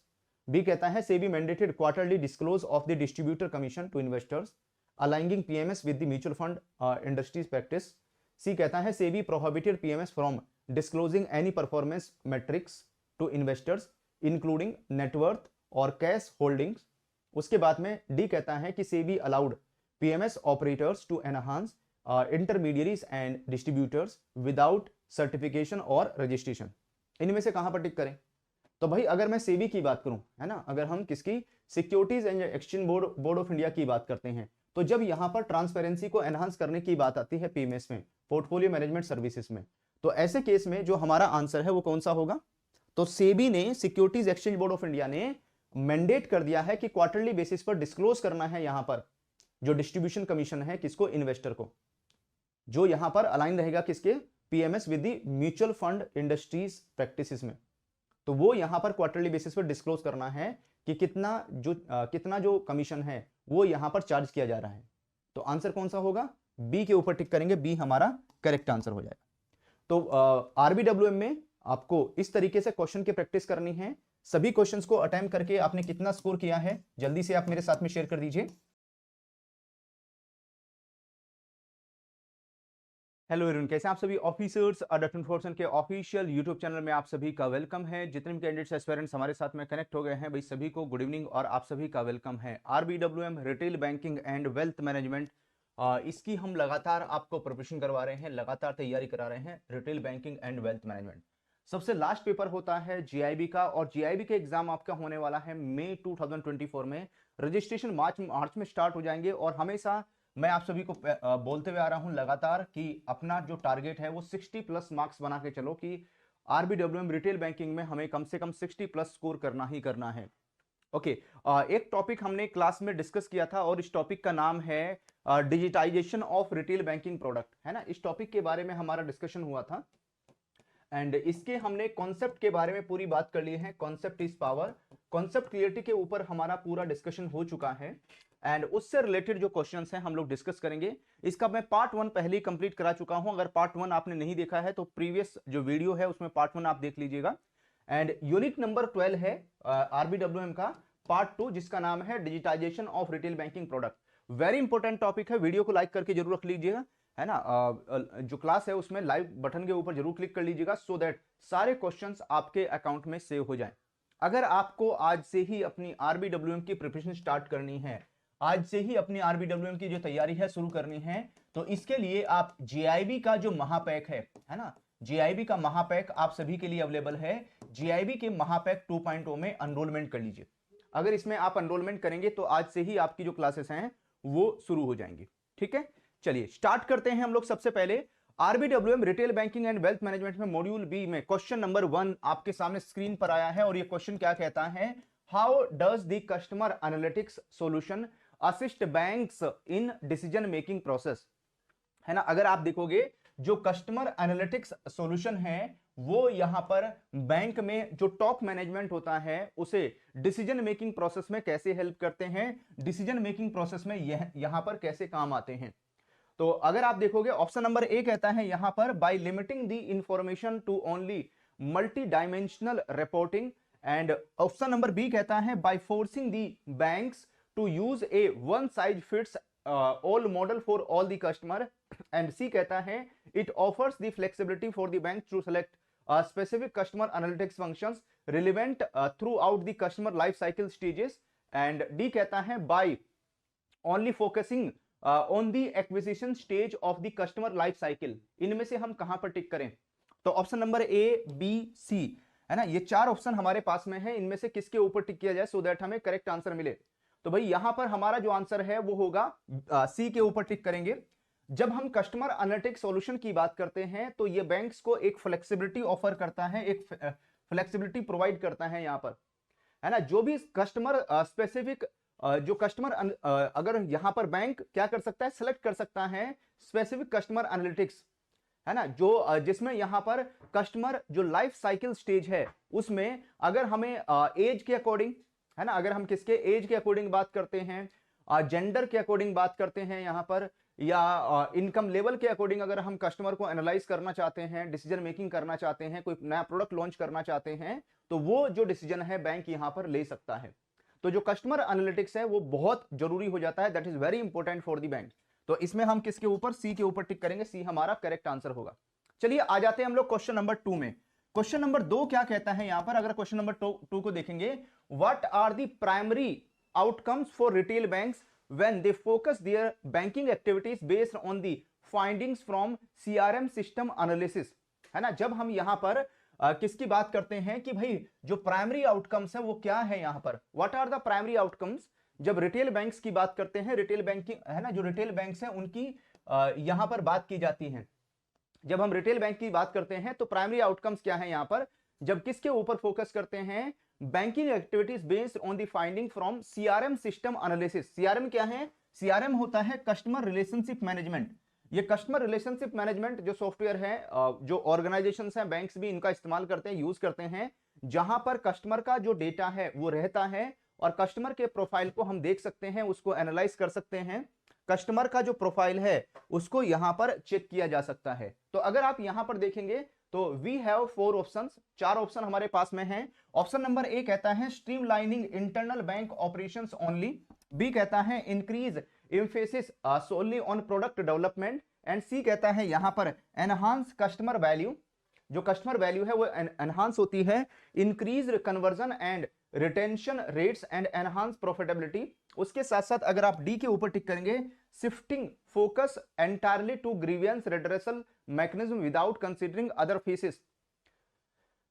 अगर हम लोग बात करते हैं इनमें से कौन सा ऑप्शन हमारा करेक्ट आंसर होगा, तो इसमें अगर आप देखोगे जब सीआरएम सिस्टम का इस्तेमाल किया जाता है, सीआरएम सिस्टम का भी एनालिसिस में इस्तेमाल होता है, कौन से कस्टमर को हमें कौन सा प्रोडक्ट यहां पर रिकमेंड करना है, कौन से प्रोडक्ट कौन से कस्टमर के लिए सुटेबल रहेगा यहां पर, तो सीआरएम हमें बहुत अच्छे से बताता है। और कस्टमर की जो जानकारी है, इंफॉर्मेशन हमारे पास पहले से ही रहती है अगर हमारे पास में सीआरएम बहुत अच्छा है। तो enhance customer value, increase conversion and retention rate, इससे कस्टमर की जो वैल्यू है, कस्टमर को जो प्राइस पे करता है उस प्राइस में उसको ज्यादा वैल्यू मिलती है यहां पर, ठीक है। एंड जो भी लीड्स जनरेट होती है उनका कन्वर्जन रेट इंक्रीज हो जाता है, बढ़ जाता है। कस्टमर का रिटेंशन रेट्स जो है वो इंक्रीज होता है, कस्टमर लंबे समय तक बैंक के साथ में बना रहता है, और इससे यहां पर जो बैंक की प्रॉफिटेबिलिटी है वो भी एनहांस होती है, बैंक की जो प्रॉफिटेबिलिटी है वो भी इससे यहां पर इंक्रीज होती है। तो इसमें हम किसके ऊपर, इसमें हम सी के ऊपर टिक करेंगे, सी हमारा करेक्ट आंसर होगा इस क्वेश्चन को लेकर। ये था हमारा क्वेश्चन नंबर 2। क्वेश्चन नंबर 2 के बाद अब हम लोग आते हैं क्वेश्चन नंबर 3 में। क्वेश्चन नंबर 3 को अगर आप देखेंगे, which of the following modules is not mention as the key module to help banks perform analytics in the, है ना, परफॉर्म एनालिटिक्स। ये छोड़ दो यहां से, जो हमने पैराग्राफ है वो हटा दिया, यहां से पैराग्राफ को रिमूव किया है, ठीक है। तो पैराग्राफ हमने यहां से रिमूव कर दिया क्योंकि जगह कम थी। तो यहां तक इसको पढ़िए, इस क्वेश्चन को, है ना, यहां तक इस क्वेश्चन को पढ़िए कि भाई विच ऑफ द फॉलोइंग जो मॉड्यूल है that is not mention as key module to help bank perform analytics. Option number A कहता है कस्टमर फीडबैक कलेक्शन हो जाएगा, बी कहता है cross sell and product holding analysis हो जाएगा, एट्रिशन एंड लॉयल्टी एनालिसिस हो जाएगा, या डी ट्रांजैक्शन बिहेवियर एनालिसिस हो जाएगा। इनमें से कौन सा है, किसके ऊपर हम लोग टिक करें? तो भाई यहां पर जो कस्टमर फीडबैक कलेक्शन है ये इसका पार्ट नहीं है, ठीक है। कस्टमर फीडबैक कलेक्शन इज ये जो मॉड्यूल है that is not mention as a key module to help perform analytics. Otherwise यहां पर जब हम बैंक में, है ना, बैंक में यहां पर परफॉर्मेंस की बात करते हैं तो उसमें जो हेल्प करता है, यहां पर जो सहायता करेगा उसमें एक तो क्रॉस सेल और जो प्रोडक्ट होल्डिंग जो एनालिसिस है उसको उसमें हेल्प करेगा, loyalty analysis, attrition analysis, transaction behaviour analysis, ठीक है। इन तीनों चीजों में यहां पर काम आएगा, लेकिन customer feedback collection it is not the part of it, है ना, ये इसका पार्ट यहां पर नहीं है। क्वेश्चन नंबर 3 के बाद में हम लोग आते हैं क्वेश्चन नंबर 4 में। क्वेश्चन नंबर 4 को देखिए, क्वेश्चन क्या कहता है, what does the analytics solution primary provide to banks in term of customer relationship. जब हम यहां पर कस्टमर रिलेशनशिप की बात करते हैं तो कस्टमर रिलेशनशिप के केस में इनमें से कौन सा है, जब हम एनालिटिक्स सॉल्यूशन की बात करते हैं तो इनमें से कौन सा यहां पर what does the analytics solution primary provide to banks in term of customer relationship. तो एनालिटिक्स सॉल्यूशन यहां पर क्या प्रोवाइड करता है जब हम कस्टमर रिलेशनशिप की बात करते हैं, तो इनमें से किसके ऊपर टिक करें? ऑप्शन नंबर ए कहता है कि ये सोनली फोकस करता है इंप्रूविंग इंटरनल बैंक प्रोसेस को, ये only help in understanding customer needs without any actionable insight, and C कहता है, सी ही हमारा करेक्ट आंसर भी होगा इस क्वेश्चन को लेकर। ये क्या करता है, it provide a robust framework for understanding the customer, ठीक है। ये एक इस तरह का जो फ्रेमवर्क है वो प्रोवाइड करता है, इस तरह का एक यहां पर स्ट्रक्चर बनाता है जिससे हम यहां पर अपने कस्टमर को बहुत अच्छे से समझ सकें, है ना, हम अपने कस्टमर को यहां पर अच्छे से समझ सकें, एंड अपने कस्टमर को हम डिफरेंशिएटेड जो एक्सपीरियंस है वो फैसिलिटेट कर सकें। जब कोई भी कस्टमर हमारे साथ में कनेक्ट होगा, हमारे साथ में जुड़ेगा, तो उसे यहां पर एक अलग लेवल पर अल्टीमेट एक्सपीरियंस मिल सके, एंड इसके साथ साथ and encompasses end to end analytic across the customer relationship lifetime. जो यहां पर कस्टमर रिलेशनशिप है, ठीक है, अगर हम किसकी बात करते हैं, जो एंड टू एंड एनालिटिक्स है अक्रॉस द कस्टमर रिलेशनशिप, जो लाइफ साइकिल है वो इसमें यहां पर प्रोवाइड करता है, उसके ऊपर इसमें फोकस किया जाता है। तो इसमें हम किसके ऊपर, सी के ऊपर टिक करेंगे, सी हमारा करेक्ट आंसर होगा इस क्वेश्चन को लेकर। चलिए आते हैं हम लोग क्वेश्चन नंबर 5 में। क्वेश्चन नंबर 5 हमारे सामने स्क्रीन पर है, और ये क्वेश्चन क्या कहता है कि विच of the following statement best capture the advancement of analytic solution in term of deployment and integration, है ना, इनमें से कौन सी स्टेटमेंट है जो बेस्ट तरीके से डिफाइन करेगी या मोस्ट अप्रोप्रिएट जो ऑप्शंस होगा यहां पर, जब हम किसकी बात करते हैं, advantage of analytic solution in term of deployment and integration, जब डिप्लॉयमेंट और इंटीग्रेशन की बात आती है तो उसमें इनमें से कौन सा होगा। ऑप्शन नंबर ए कहता है कि it requires extensive customisation and infrastructure overhaul for implementations. B कहता है the solution can only be deployed after replacing all the existing reporting and modelling tools.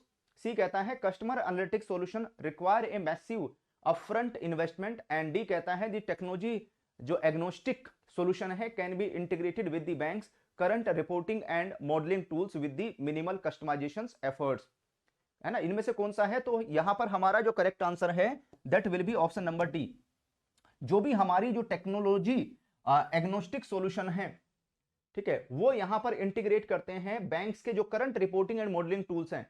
Actual में क्या होता है कि चाहे ब्रांच लेवल पर बात करें, आरओजेडओ लेवल पर बात करें या हेड ऑफिस लेवल पर बात करते हैं, तो बहुत सारे जो रिपोर्ट्स हैं वो जनरेट होती हैं, है ना। बहुत सारे जो मॉडल्स हैं वो तैयार किए जाते हैं जिनको बोलते हैं फाइनेंशियल मॉडलिंग, है ना। फाइनेंशियल मॉडल्स तैयार किए जाते हैं, तो इस तरह के रिपोर्टिंग एंड जो मॉडलिंग टूल्स हैं वो इस्तेमाल किए जाते हैं, यूज किए जाते हैं। तो ये जो एनालिटिक सॉल्यूशंस हैं ये उनके साथ में इंटीग्रेट हो जाता है, ये उसके साथ में लिंक हो जाता है यहां पर, सो दैट जो बहुत सारे जो प्रोसेस हैं उनको ऑटोमेट किया जा सके। अगर कोई रिपोर्ट जनरेट कर रही है, अगर कोई इंफॉर्मेशन पास करनी है, तो ऑटोमेटिक बेसिस पर वो इंफॉर्मेशन पास हो जाए। जो कस्टमाइजेशन एफर्ट्स हैं, जो कस्टमाइज करना पड़ता है, मैनुअल जो चीजें करनी पड़ती हैं, उनको यहां पर मिनिमाइज किया जा सके, उनको कम से कम कर सके। तो इसमें हम ऑप्शन नंबर डी के ऊपर टिक करेंगे, है ना। ऑप्शन नंबर डी इसका करेक्ट आंसर हो जाएगा। चलिए आ जाते हैं हम लोग क्वेश्चन नंबर 6 में। क्वेश्चन नंबर 6 क्या कहता है, यहां पर हमने जो आईडीआरबीटी है उसको लेकर बात की थी। आईडीआरबीटी का पूरा नाम है institute for development and research in banking technology, है ना। ये इसको रिजर्व बैंक ऑफ इंडिया ने, आरबीआई ने यहां पर स्टेब्लिश किया। तो what led the establishment of IDRBT, ठीक है। जो आईडीआरबीटी के एस्टेब्लिशमेंट से रिलेटेड इनमें से कौन सा ऑप्शन है, कौन सा यहां पर ऑप्शन है जो एक्यूरेटली इसको डिफाइन करेगा। तो भाई यहां पर इसके लिए आरबीआई की तरफ से एक कमिटी सेटअप की गई थी, है ना। आरबीआई ने एक कमिटी को कॉन्स्टिट्यूट किया था और ये कमिटी कॉन्स्टिट्यूट हुई थी 1994 में। 1994 में ये कमिटी बनी थी यहां पर, और उसके 2 साल के बाद ही यहां पर आईडीआरबीटी को स्टेब्लिश कर दिया था। ये जो कमिटी कॉन्स्टिट्यूट की गई थी वो किस लिए कॉन्स्टिट्यूट की गई थी, सो दैट इंडिया में जो पेमेंट सिस्टम टेक्नोलॉजी है उसको अपग्रेड किया जा सके, है ना, उसको और हाई लेवल पर उसको और एनहांस किया जा सके यहां पर। एंड इसकी जो रिपोर्ट्स हैं, in its report emphasise the need for apex level institution for research in information technology and specific banking sector. जो यहां पर बैंकिंग सेक्टर है, ठीक है, उसमें रिसर्च करे, यहां पर इनोवेशन करें, है ना। जो आईटी से रिलेटेड है, इंफॉर्मेशन टेक्नोलॉजी से रिलेटेड है, यहां पर रिसर्च किया जाए, उससे रिलेटेड डेवलपमेंट किया जाए। तो इसके लिए यहां पर आईडीआरबीटी को सेटअप किया गया। और आईडीआरबीटी कहां पर, हैदराबाद बेस्ड ऑर्गेनाइज, है ना, ये कहां पर, हैदराबाद में स्टैब्लिश रहे हैं, हैदराबाद में इसको सेटअप किया गया है। तो इसमें हम किसके ऊपर, ए के ऊपर टिक करेंगे। ए हमारा करेक्ट आंसर होगा इस क्वेश्चन को लेकर। क्वेश्चन नंबर 6 के बाद में हम लोग आते हैं क्वेश्चन नंबर 7 में। और क्वेश्चन नंबर 7 क्या कहता है, how have the technology services introduced by IDRBT impacted the Indian banking and financial sector. अगर आप देखोगे जो टेक्नोलॉजी सर्विसेज हैं उनको यहां पर इंट्रोड्यूस किया गया, किसके द्वारा, आईडीआरबीटी ने उनको इंट्रोड्यूस किया। And it is impacted the Indian banking and financial sector. इसने जो इंडियन बैंकिंग और फाइनेंशियल सेक्टर को बहुत बड़े लेवल पर इंपैक्ट किया। और जो आज के समय में आप देख रहे हो, इंडिया बैंकिंग सेक्टर में टेक्नोलॉजी में इतने हाई लेवल पर यहां पर चीजें अपग्रेड हो चुकी हैं, तो उसके पीछे आईडीआरबीटी का बहुत बड़ा हाथ है। तो इसमें ऑप्शन नंबर ए कहता है they were introduce but not utilize by any banking और फाइनेंशियल इंस्टीट्यूशंस। बी कहता है they played a minimum role and had no significant effect on electronic payment system. C कहता है these services have become the foundation for the implementation of information technology in the sector and enhancing its efficiency and playing a crucial role in advancing the electronic payment system। इनमें से किसके ऊपर टिक किया जाए।